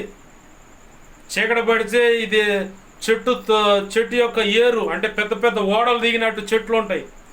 ఆ ఏరు కూడా బాగా బలంగా ఇట్ట క్రాస్గా ఉంటాయి. పెద్ద పెద్ద చెట్లు చూస్తే తలగడిలాగా బాగుందని చెప్పనట్టు చేయి పెట్టుకొని దాని మీద తలపెట్టి పడుకున్నాడు. తెల్లారు లేచి చూస్తే పెద్ద కొండ చిలువ, కోబ్రా అంటారుగా, ఆ కోబ్రా కొండ చిలువ అక్కడ ఉంది. చుట్టేసుకొని దాని మీద తలపెట్టుకొని పడుకున్నాడు. తెల్లారు లేచి చూస్తే కొండ చిలువ. ప్రభు దానికి ఆజ్ఞాపించాడు, ఏమి జోక్యం చేసుకోకుండా ప్రశాంతంగా నిద్రపోయాడు. తెల్లారి అది కదలక ముందే లేచి వెళ్ళిపోయి దేవుని మధ్య చేసుకుంటా ముందుకెళ్ళాడు. మరో ప్రాంతానికి వెళితే ఒక గుహ ఉంది. వర్షం పడుతూ ఉంది, గుహ ఉంది. ఆ గుహలోకి వెళ్ళిపోయి ఏదో మొత్తానికి తల కింద ఉందలే అని చెప్పని అట్లా తలపెట్టి పడుకుంటే సింహం యొక్క పులి యొక్క పొట్ట భాగంలో తలపెట్టి పడుకున్నాడు. ప్రభు ఆజ్ఞాపించాడు దానికి, కదిలించొద్దు నా దాసుని అని చెప్పని. కదిలించలేదు, ప్రశాంతం నిద్రపోయాడు. అది లేచే లోపల ఈయన పక్కకి వెళ్ళిపోయాడు. ఓ ప్రాంతంలో ఏరు అడ్డు వచ్చింది. ప్రభు దరిగిపోవాలంటే ఎలా నాకు అర్థం కావట్లేదంటే ఈ లోపల ఆ దరి నుంచి ఈ దరికి ఒక వ్యక్తి వచ్చాడు. చిన్న తట్టలాంటి నీళ్ల మీద నడిపేవాడినాడు. తెప్పలు అంటారు, తెప్ప అంటారు. అంటే అది తట్టలాకూడదు, గుండ్రంగా. దాంట్లో చేపలు పడటానికి వెళ్తుంటారు. ఒకళ్ళిద్దరు కూర్చొని వెళ్తూ ఉంటారు. అట్లాంటిది ఒక ఆయన వేసుకొని వస్తూ ఉన్నాడు. ఆ దారి నుంచి దానికి దీపం పట్టుకొని వచ్చాడు. ఈయన తీసుకొని ఆ దారికి వెళ్ళాడు. మళ్ళీ తిరిగి చూసి అయ్యా కృతజ్ఞతలు అని చెబుదాం అని చెప్పని వెనక్కి తిరిగి చూస్తే ఆ తెప్ప లేదు, ఆ మనిషి లేడు. ప్రభువే అతను ఆ దారికి దాటించి నడిపించాడు. తన బ్రతుకు ద్వారా దేవుని యొక్క సువార్తను ప్రకటించాడు. ఆ ప్రకటించినటువంటి ఆ వ్యక్తి అంటున్నాడు, క్రీస్తు కొరకు చనిపోవటం చాలా ఈజీ, చాలా సులువైన పని. మరి కష్టమైన పని ఏంటయ్యా అంటే క్రీస్తు కొరకు బ్రతకటమే కష్టమైన పని. ఆమేన్, హల్లెలూయా, హల్లెలూయా. క్రీస్తు కొరకు బ్రతకటమే కష్టమైన పని అంటే క్రీస్తును నీ బ్రతుకులో చూపించాలా, నీ మాటలో చూపించాలా, నీ ప్రవర్తనలో చూపించాలా, నీ ప్రతి పనిలో కూడా క్రీస్తును చూపించాలా. అది చాలా కష్టమైన పని. యేసు ప్రభు వారు తండ్రి యొక్క ప్రేమను తన క్రియలలో చూపించాడు, తన మాటలో చూపించాడు, తను చేస్తున్న అద్భుతాల్లో చూపించాడు. ప్రభు సన్నిధిలో ఎలా గడపాలో చూపించాడు. ఆయన తన వాడుకు చొప్పున ఉదయ సాయంకాలాలు ఆయన ఏకాంతంగా ప్రశాంతంగా ఒక ప్రత్యేకమైన ఒక స్థలంలోకి వెళ్ళి ప్రార్థన చేయటం అనే క్రమాన్ని చూపించాడు. ఎక్కువగా తండ్రితో గడిపాడు, తక్కువగా ఆయన గురించి ప్రకటించాడు, తక్కువగా ఆయన పక్షంగా ఒక మాట బలిగితే అద్భుతాలు, ఎక్కువ అద్భుతాలు జరిగాయి. మాట్లాడింది కూడా తక్కువే, స్వస్థత కార్యాలు చేసింది కూడా తక్కువే అన్నట్టు కనపడుతుంది. అద్భుత కార్యాలు జరిగాయి. తండ్రితో ఎక్కువగా మాట్లాడాడు. భక్తులకు చెప్పేది కూడా అదే. విశ్వాసివైన పరిచారకుడైన పరిచర్య చేస్తున్న సంఘ పెద్దలకు ఉన్న సేవకులకు ఉన్న నువ్వు చేయాల్సిన పని ఏంటంటే తండ్రి అయిన దేవునితో క్రీస్తు నామము పేరట తండ్రి అయిన దేవునితో ఎక్కువగా ప్రార్థనలో గడుపు. తక్కువగా ఆయన గురించి ప్రకటించు, ఎక్కువ అద్భుతాలు చూడు. ఆమేన్. హల్లెలూయా, హల్లెలూయా. అది యేసు ప్రభువు తన జీవితంలో అక్షరాలు అది చూపించి నీకు నాకు మాదిరి చూపించాడు. ఆయన పక్కన తిరిగిన 12 మంది అపోస్తులకు చూపించిన ఒకడు దారి తప్పిపోయి చచ్చాడు, మిగతా 11 మందికి చూపించాడు. ఆ తర్వాత ఒకడు కలుపుకున్నారు 12 మంది అయినా ఆ 12 మందికి ఇంకొక ఆయన ఒక హింసకుడు, దోషకుడు, హానికరుడు అయినటువంటి వ్యక్తిని దేవుడు దర్శించి తన బ్రతుకు ద్వారా కూడా ఆయన ఏం చేశాడు, ఎక్కడ అనేకులకు ప్రకటించడం ద్వారా నేను భ్రష్టుడనైపోతానని చెప్పని ఓ పక్క జీవనోపాధి చేసుకుంటూ మరో పక్క దేవుని సన్నిధిలో గడుపుతున్నాడు, జాగరణ ప్రార్థన చేస్తున్నాడు, ఉపవాస ప్రార్థన చేస్తున్నాడు, తన శరీరాన్ని తను నలగొట్టుకున్నాడు. ప్రభు ప్రత్యక్షతలు, దర్శనాలు, కృపావరాలు శ్రేష్టమైన పొందుకొని శ్రేష్టమైన సంగతులు యేసు ప్రభు వారు చెప్పకుండా కొన్ని విడిచిపెట్టిన కొన్ని కొత్త సంగతులు కూడా సంఘానికి ఈ అపోస్తుడైన పౌలు గారిని వాడుకొని ప్రభు ప్రకటింపజేశాడు. ఆమేన్. హల్లెలూయా. ప్రకటింపజేశాడు ఆయన. క్రీస్తు అనుభవించిన శ్రమలలో కొన్ని కొదువైన వాటిని నేను అంటున్నాడు అక్కడ. ఆ కొదువైన వాటిని నేను ఆ శ్రమలు అనుభవించానయ్యా. ఆ సంగతి ఆయన చెప్పాలనుకున్న సంగతులు నా ద్వారా చెప్పించాడు ఆ సంఘానికి. ఆయన సాక్ష్యం ఇచ్చాడు. ప్రభునందు ప్రియమైన దేవుని బిడ్డలారా గమనించండి, దేవుడు నీకు మొట్టమొదటిగా అప్పచెప్పిన పని ప్రార్థన. నీ స్వజనులు కావచ్చు, నీ భర్త, భార్య, బిడ్డలు, కుటుంబ సభ్యులు కానీ, ఇరుగు పొరుగు వారు కానీ ప్రార్థన. మనుషులందరి కొరకైనా ప్రార్థన. నువ్వు రక్షణ సువార్త వెంటనే చెబితే ఎవరు వినరు. మొదటిగా నువ్వు చేయాల్సిన ప్రార్థన చేయి. ఆ పిదప నీ బ్రతుకు ద్వారా సువార్త చెప్పాలి. ఇదే కఠినమైన పని. ప్రార్థన కఠినమైన పనే. నాకు మొన్న ఈ మధ్య ఒకళ్ళు తగిలారు. అంటే మనిషికి ఎలా ఉంటుంది అంటే ఈజీ పని అన్నమాట. ₹1 కూడా ఖర్చు లేకుండా నిన్ను నువ్వు తగ్గించుకొని దేవుని పాదాలు పట్టుకుంటే, దేవుని పాదాన్ని ప్రార్థన చేస్తే అయిపోద్ది. అంత రూపాయితో కూడా ఖర్చు లేకుండా సమస్యకు పరిష్కారం దొరుకుతుంది. మనిషి ఎలా తయారయ్యాడంటే తాను ఆ మోకరించటం అనే ఆ కొద్ది శ్రమ కూడా, ఆ కొద్ది సమయం కష్టపడటం కూడా చెయ్యకుండా ఈజీగా నేను ఒడ్డున పడాలి ఆ సమస్య నుంచి అని చెప్పని ఇట్లాంటి బ్యాచ్ ఒకటి మొన్న తగిలారు. అన్నా మా ఇంట్లో అమ్మ ఇలా ప్రవర్తిస్తూ ఉంది, ఇది సంగతి అని చెప్పంటే నేను అన్నాను, అయ్యా మీ ఇంటికి వస్తే సంగతి తెలుస్తుంది, ఆడకు వస్తాను, వచ్చి ప్రేయర్ చేసి వస్తానన్నా. సరే అని చెప్పని వెళ్ళాను. ఆమెతో మాట్లాడుతున్నాడు. కళ్ళు బిర్రుగా ఉరిమి, నీకు చెప్పాడా, నీకు ఎదురైనయా అని చెప్పని, చీకటి శక్తులు ఎదురైనయా అంది. ఇవన్నీ మామూలేలే, నీ సంగతి ఉందని చెప్పనుకున్నా. మాట్లాడా, ప్రేరాయలు ప్రార్థన చేసి ఇచ్చాను, వాటర్ కూడా ప్రార్థన చేసి ఇచ్చాను. ఆ మీద చేతులుంచి ప్రభు కృపను బట్టి ప్రార్థన చేశాను. ఎన్నో అప్పులు ఉన్నాయి. పొలం అమ్ముడు పోవాలి, కానీ అమ్ముడు పోకుండా కొంతమంది వ్యవహారం చేస్తున్నారు. ఇట్లాంటి దుర్మార్గులు ఉంటారు అక్కడక్కడ, జాగ్రత్తగా ఉండండి. సరే అని చెప్పని 2 ఎకరాలు 30 లక్షలకు అడుగుతున్నారంటే సరే అని చెప్పని పోయి ప్రేయర్ చేసి వాటన్నిటి విషయంలో ప్రార్థన చేసి వస్తే 2 ఎకరాలు 30 లక్షలకు అడిగిన వాళ్ళు 2 ఎకరాలు 60 లక్షలకు వచ్చారు. నేను అన్నా, రాజధాని అవుతుంది కదా, కొంచెం ఆగండి, తర్వాత ఇంకా పెరుగుద్ది రేట్ అని చెప్పంటే వాళ్ళు ఈ లోపల అడ్వాన్స్ తీసుకోవడం అంత అయిపోయింది. ఇప్పుడు ఆమె పరిస్థితి ఎలా ఉందంటే మళ్ళీ మొదటికి వచ్చింది. ఆత్మహత్య చేసుకోవాలనే ఆలోచన, ప్రేరణ కలుగుతూ ఉన్నాయి. సంగతి అంటే ఆ పక్కన వాళ్ళ అమ్మగారు ఉండి అంటదంట, పలానోళ్ళు ఉన్నారు, ఆడకు పోతే వ్యవహారం అంతా చెబుతారు, ఓ 10,000 20,000 ఖర్చు అవుతాయి కానీ పోయి చూపించుకొని వద్దాంపా. ఆ యేసు ప్రభు వారు అది ఇదంటే ఏందమ్మా, ఏం జరిగితే ఒక 10,000 ఖర్చు అవుతాయి, ఒక 20,000 ఖర్చు అవుతాయని పలానా చోట మంచి పన్నోడు ఉండంట, పోదారా అని చెప్పని ఆమెలో గూడు కట్టుకుపోయిన దేవుని పట్ల కలిగినటువంటి విశ్వాసం మొత్తాన్ని జడగొట్టింది.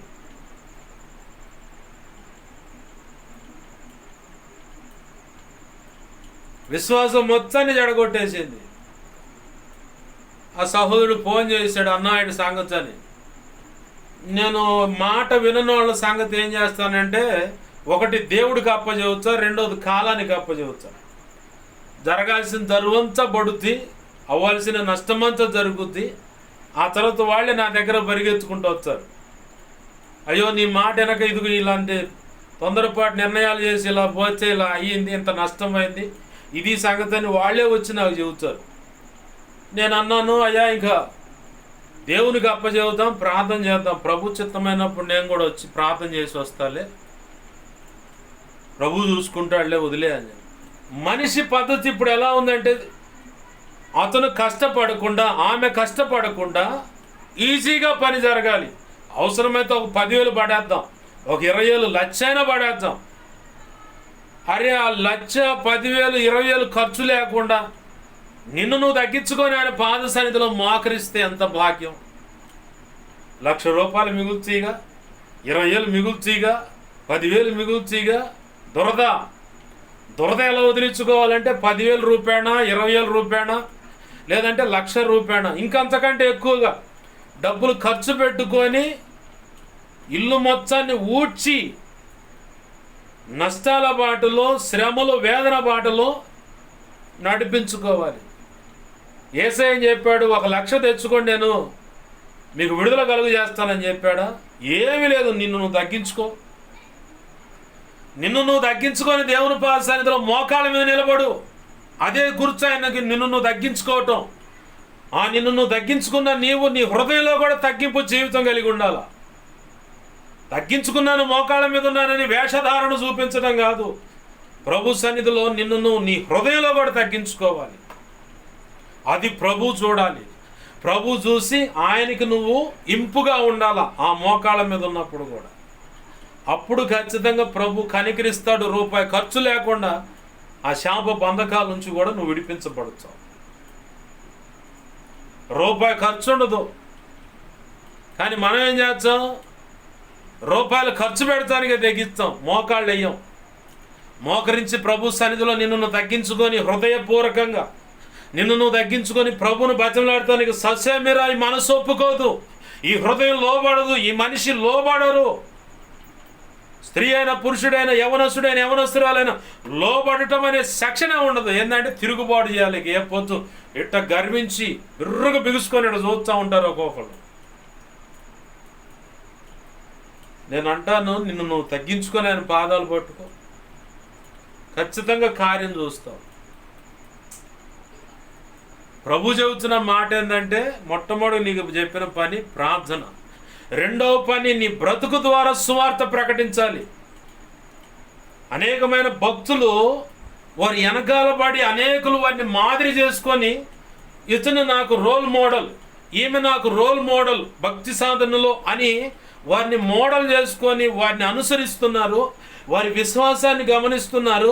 ప్రభుతో వారు నడుస్తున్న విధానం, వారి పక్షంగా ప్రభు చేస్తున్న కార్యాలను బట్టి గమనించి, ఇతనే, ఈమె నాకు ఆత్మీయ నాయకుడు అని చెప్పని, నాకు ఆత్మీయ జీవితంలో దేవుని కృప పొందుకొని పరిపక్వతలోకి రావడానికి గురువు ఈ వ్యక్తి అని చెప్పని కొంతమంది దైవజనులను మాదిరిగా ఎంచుకొని భక్తి సాధన చేశారంటే కారణం ఒకటే, వారి బ్రతుకుల ద్వారా దేవుని సువార్త ప్రకటించారు. ఆమెన్. హల్లెలూయా, హల్లెలూయా.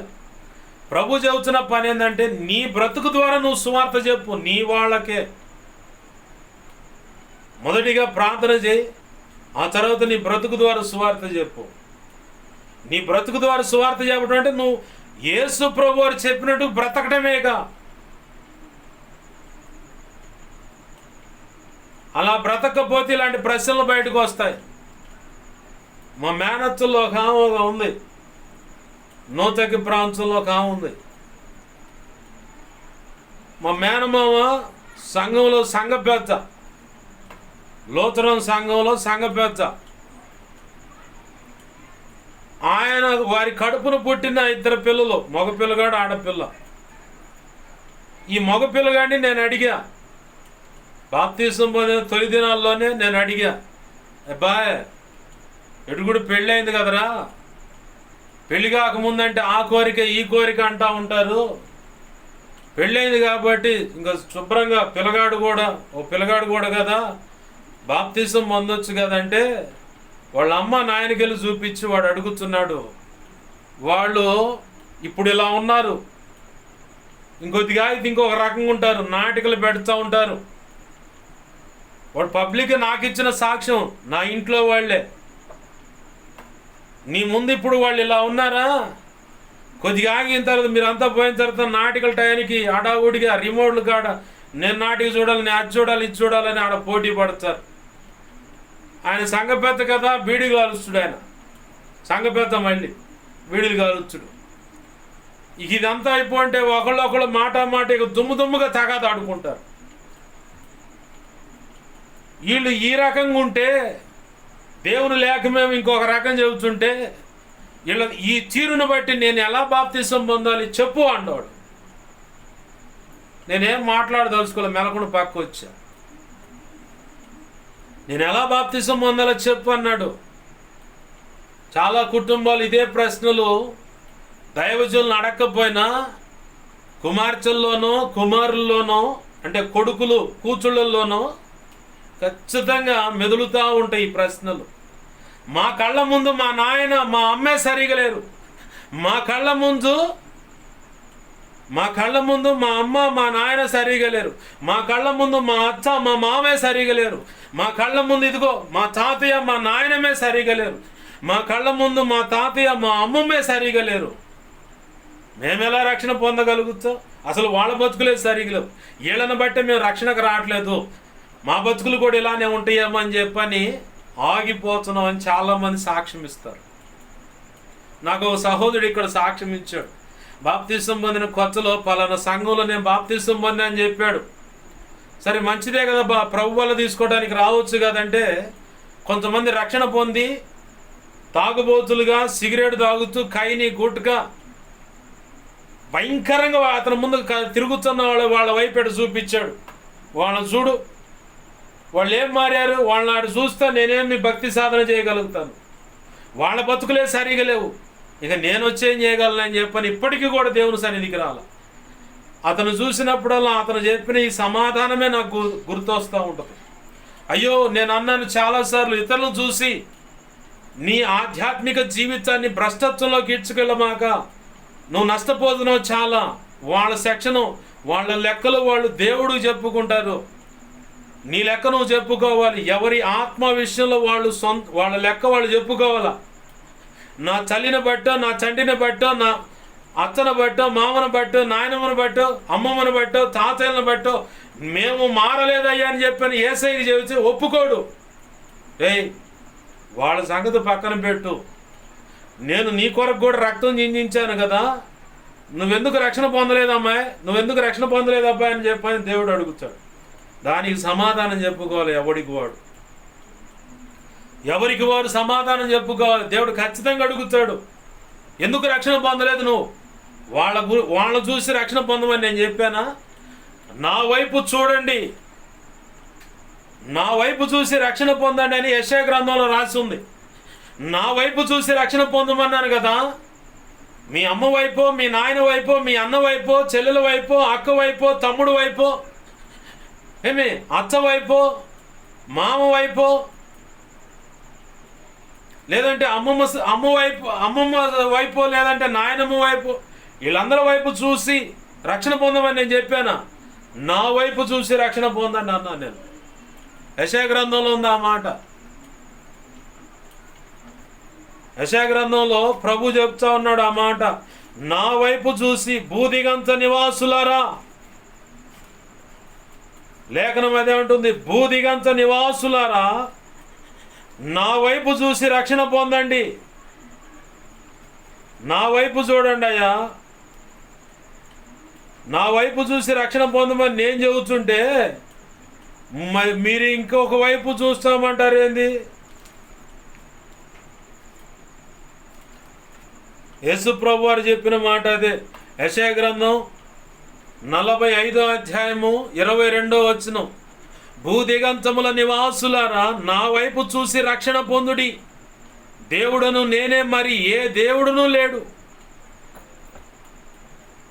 ఆయనేమో లేఖన కాంచిలో నా వైపు చూసి రక్షణ పొందమంటే, ఒక్కొక్కళ్ళేమో మా అత్తను చూడండి, మా మామయ్యను చూడండి, మా అమ్మను చూడండి, మా నాన్నను చూడండి, మా అన్నను చూడండి, మా అక్కను చూడండి, మా చెల్లిని చూడండి, మా తమ్ముడిని చూడండి, మా అమ్మమ్మను చూడండి, మా తాతయ్యలను చూడండి, మా మేనమామను చూడండి, మా మేనత్తలను చూడండి, మా బంధువులు ఉన్నారంటే కొంతమంది రక్షణ పొంది చండాలంగా బ్రతుకుతా, వాళ్ళని చూడండి అని చెప్పని వాళ్ళని చూసి నేను రక్షణకు రానని నిన్ను తీర్మానం చేసుకుంటే ప్రభు ఒప్పుకోడు.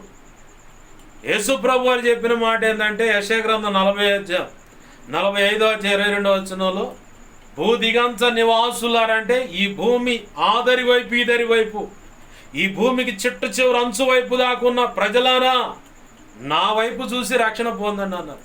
వాళ్ళు కాదు మీకోసం రక్తం చిందించింది, వాళ్ళు కాదు నీ కోసం ప్రాణం పెట్టింది, వాళ్ళు కాదు రేపటి దిన పునరుత్థానంలో మిమ్మల్ని ఎచ్చేది, వధువైన సంఘంలో ఏర్పాటు చేసుకునేది వాళ్ళు కాదు, నేను అంటున్నాడు దేవుడు.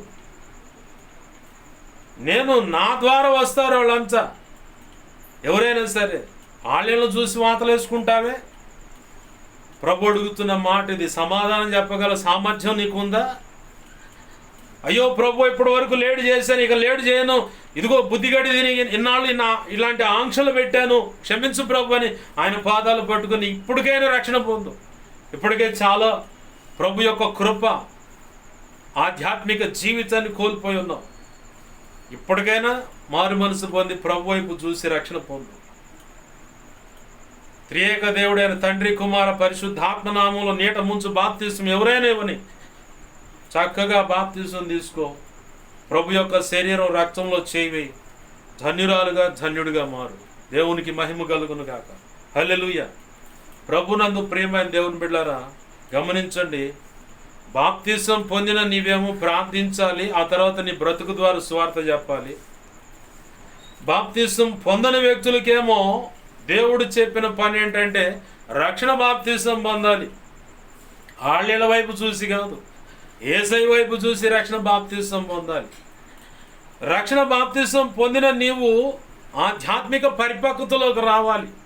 అది కూడా ప్రభు కలలుగా ఆశించినటువంటి పరిపక్వతలోకి. పౌలు భక్తుడు అంటున్నాడు, మీరు సంపూర్ణ పురుషులగు వరకు అని ఒక మాట. అలాగనే ఒకనికి ప్రధానము చేయబడ్డ కన్యక వలె మిమ్మలను ఆయనకు ప్రధానము చేయవలెనని. ఒకనికి ప్రధానము చేయబడ్డ కన్యక అంటే పెండ్లికి ఎలా అయితే ఒక ఆడపిల్లను మా ఇంటి ఆడపిల్ల అని చెప్పని ప్రధానము చేయబడుతుందో, అలాగ ఒకనికి అంటే యేసు ప్రభు వారికి నిన్ను నన్ను క్రీస్తు రక్తంలో కడగబడ్డ ప్రతి ఒక్కరిని ప్రధానము చేయవలనని. అంటే ఒకానొక రోజు ఉంది, పెండ్లాడే రోజు, అత్యున్నత సింహాసనం మీద పట్టాభిషేకం జరిగేటువంటి వివాహం జరిగిన ఆ పిమ్మట పట్టాభిషేకం ఉంది, నిత్యరాజ్య పరిపాలన ఉంది. ఆ మహత్తరమైన ఆ కార్యక్రమానికి దాని విషయమే నిన్ను నన్ను క్రీస్తు రక్తంలో కడగబడేలా చేసి, ప్రభు యొక్క వాక్యము చేత పెంపార చేసి, క్రీస్తు యొక్క న్యాయ నియమాలన్నీ నీకు తెలియపరిచి, తీర్పు తీర్చటమేంటో నీకు నేర్పించి, ప్రభు యొక్క ఔన్నత్యము, శౌర్యము, ప్రేమ, వాత్సల్యత, కరుణ, కనికరం ఏంటో నీకు క్షుణ్ణంగా అది నీవు రుచి చూసేలాగా ఆ శుభ లక్షణాలు నీలో కలిగి అనేకుల విషయంలో కూడా అలాగ ఉండేలాగా నిన్ను సిద్ధపరిచి, అప్పుడు అంటున్నాడు భక్తుడు, నిన్ను ఒకనికి ప్రధానము చేయబడిన కన్యక వలె ఆయనకు ప్రధానము చేయవాలని ప్రయాసపడుతున్నాను అన్నాడు. ఆయనకు ప్రధానము చేయవాలని ప్రయాసపడుతున్నాడు. ఈ ప్రయాసపడే ఆ క్రమంలోనే నీకు ప్రభు యొక్క అధికమైన కృప ఇవ్వబడి ఒక పరిచారకుడుగా నిన్ను సిద్ధపరిచే నాయకుడు పౌలు వలె నీ స్థానిక దైవజనుడై ఉన్నాడు. ఆయనకి ఆ భారం, ఆ బాధ్యత ప్రభు ఇచ్చాడు. ఆ బాధ్యత భారం తగ్గట్టుగా నీకు దేవుని మాటలు ప్రకటిస్తున్నాడు. ప్రకటింపబడ్డ నీవు ఆ విశ్వాసి జీవితంలోనే ఉండక పరిచారక గణం అనే జీవితానికి రావాలి. దేవుని యొక్క ఉన్నత కృప పొందుకొని అపోస్తుల కార్యం 6వ అధ్యాయంలో భోజనం వడ్డించే పరిచారకులు ప్రభు యొక్క కృప పొందుకున్నారు. విచిత్రంగా ఉంటుంది అక్కడ. భోజనం వడ్డించే పరిచారకులు ఏంటం ఏంది, దేవుని యొక్క ఆత్మ జ్ఞానము ఆ కృప పొందుకోవటం ఏంది. ఆ తర్వాత కాలంలో చూస్తే, కొద్ది కాలంలో కొంచెం ముందుకు చూస్తే కనపడే విచిత్రం ఏంటంటే వారు ప్రవక్తలుగా పిలువబడ్డారు. ఆ ప్రవక్తలుగా పిలువబడ్డ వరుసలోనే పౌలు భక్తుడు కూడా ఉన్నాడు. ప్రభు కృప పొందాడు, ఉన్నతమైన సేవ చేశాడు. నేను క్రీస్తును పోలి నడుచుకొనుచున్న ప్రకారం మీరు నన్ను పోలి నడుచుకోండి అని సాక్ష్యం ఇచ్చాడు. ప్రభునందు ప్రియమైన దేవుని బిడ్డలారా, గమనించండి. దేవుడు నిర్ణయించిన పని, పరిచారకుడిగా నీకు ఏదైనా ఉన్నతమైన పని దేవుడు అప్పచెబితే నువ్వు కల్పించుకున్న పని కాదు, దేవుడు నిర్ణయించిన పని. చాలామంది అదే కన్ఫ్యూజన్. నేను చేస్తుంది దేవుని పనేగా అంటారు. కాదు, దేవుడు నీకు నిర్ణయించి ఇచ్చిన పరిచర్యను నువ్వు సజావుగా సాగించవచ్చు. ఏ రోగము, ఏ నొప్పి, ఏ కీడు, ఏ నష్టం ఏమీ ఉండదు. చక్కగా దేవుని కృప క్రమక్రమంగా అధికము చేయబడి ఉన్నతంగా ప్రభు నిన్ను అభిషేకిస్తాడు, ఆశీర్వదిస్తాడు, ఉన్నతమైన సేవలోకి నిన్ను తీసుకెళ్తాడు. అది దేవుని చిత్తంలో ఉన్నటువంటి దేవుడు నిర్ణయించిన పరిచర్య. నీకు నువ్వు కల్పించుకొని చేసే పరిచర్య వల్ల నీకు నష్టము, ఆధ్యాత్మిక భ్రష్టత్వం, చివరికి ఆధ్యాత్మికంగా చచ్చిన స్థితిలోకి వెళ్ళిపోవచ్చు. మనస్సాక్షి పనిచేయదు, భయంకరంగా మారిపోతావు అన్నమాట. దేవుడు నిర్ణయించినటువంటి ఆ పరిచర్య చేసి ధన్యులో ఆ పిదప ఆ పరిచారకుడిగానే ఉండటానికి ప్రభు పిలవలా నిన్ను. ఆ పిదప దేవుని ఉన్నతమైన పిలుపు, సేవ చేసి ఆయన్ని సంతోషపరిచే యేసయ్యకి ఇంపైన సేవ నువ్వు చేయాలి. దేవునికి ఇంపైన సేవ, యేసయ్యకు ఇంపైన సేవ నువ్వు చేయాలి. ఇక్కడ లేఖనం అంటుంది, చేయుటకు నువ్వు నాకు అప్పచెప్పిన పని ఏదైతే తండ్రి వల్ల యేసు ప్రభు వారు పొందుకున్న పని, ఆ పని యావత్తు సంపూర్ణంగా నెరవేర్చి,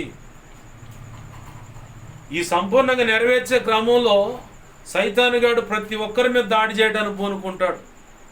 ప్రతి ఒక్కరి మీద అనేక కోణాల్లో దాడి చేస్తాడు. నిన్ను మానసికంగా కృంగగొట్టి ప్రార్థన చేయకుండా చేయడానికి చూస్తాడు.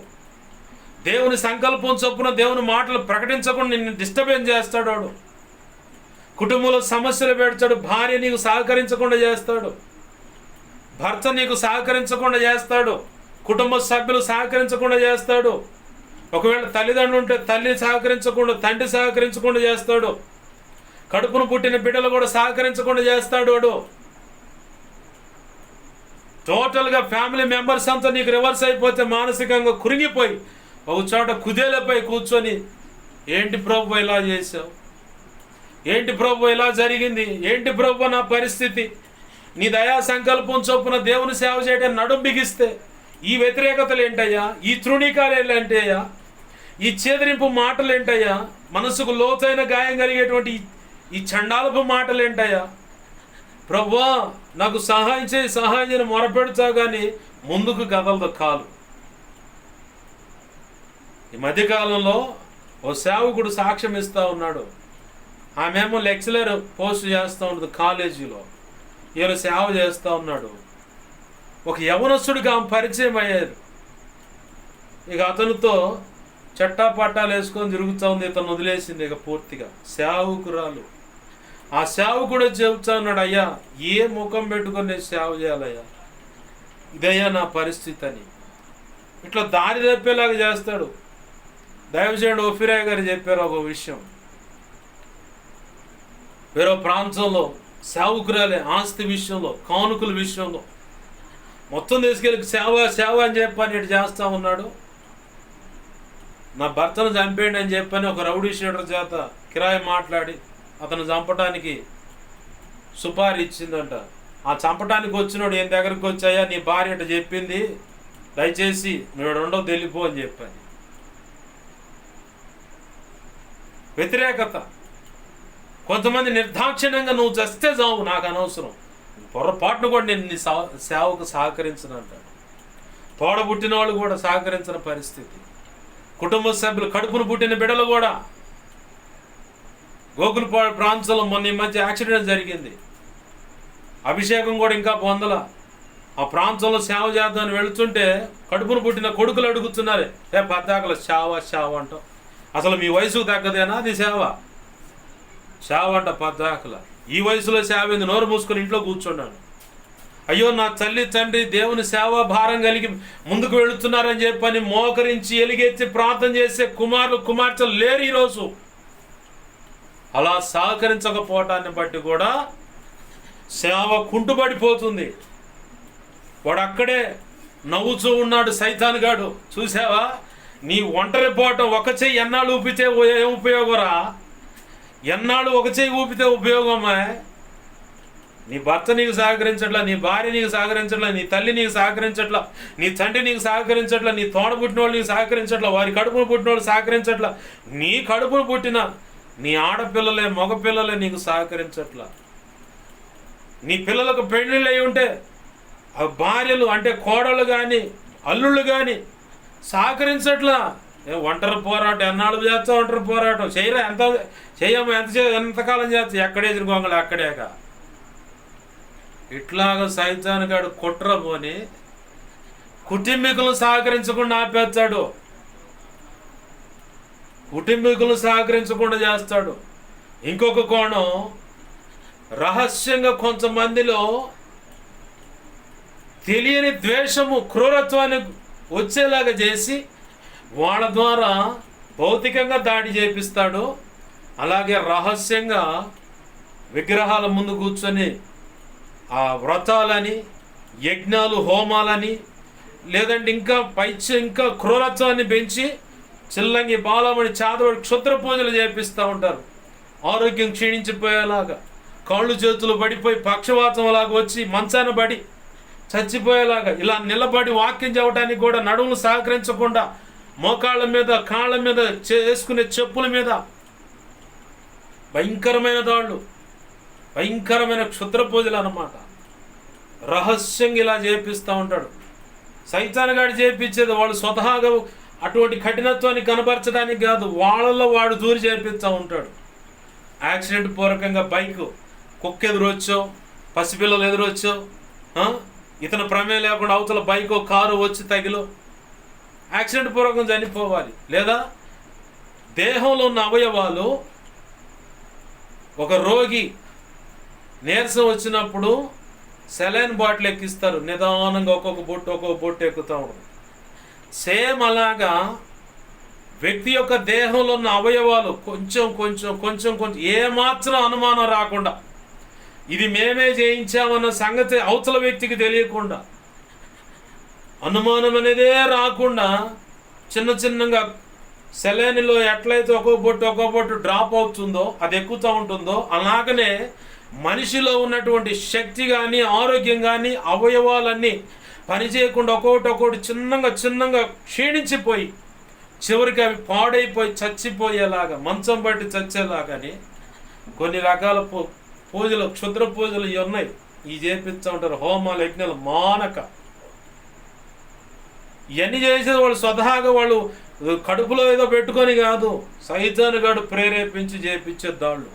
ఈ దాళ్ళను బట్టి ప్రార్థన జీవితం ఉండదు, వాక్యం ఉండదు, విజ్ఞాపన చేయాలని ఉండదు. అవి దాడి చేస్తూ ఉంటాయి, ప్రార్థన చేయనీయకుండా, విజ్ఞాపన చేయకుండా దాడి చేస్తూ ఉంటాయి, వాక్యం చదవకుండా దాడి చేస్తూ ఉంటాయి.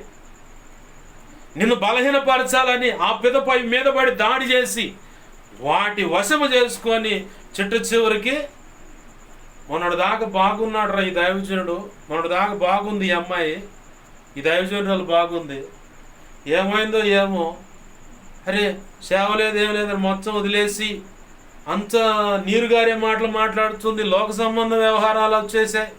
ఏమైంది, ఏంది కారణం అంటే వీటిలో ఇలాంటి కారణాలు ఒకటి, ఇది ఇంకా చాలా ఉన్నాయి. ఒకటి ఈ కారణం, సైతాను గడే దగ్గరుండి చేసే పనులు అనమాట. వాడికి సమయం తక్కువ ఉంది, బహు క్రోధంతో నీ మీద ఎగబడుతున్నాడు. అయితే నువ్వు చేయాల్సిన పని ఏంటంటే అవన్నీ ప్రభు చేతికి అప్పచెప్పి నీకు చేతనైనంత వరకు ప్రభు పాదాలు పట్టుకుని పెనుగులాడటమే. మిగతా విషయాలు ఆయన చూసుకుంటాడు. ఇక దేవునికి మహిమ కలుగును గాక. హల్లెలూయా.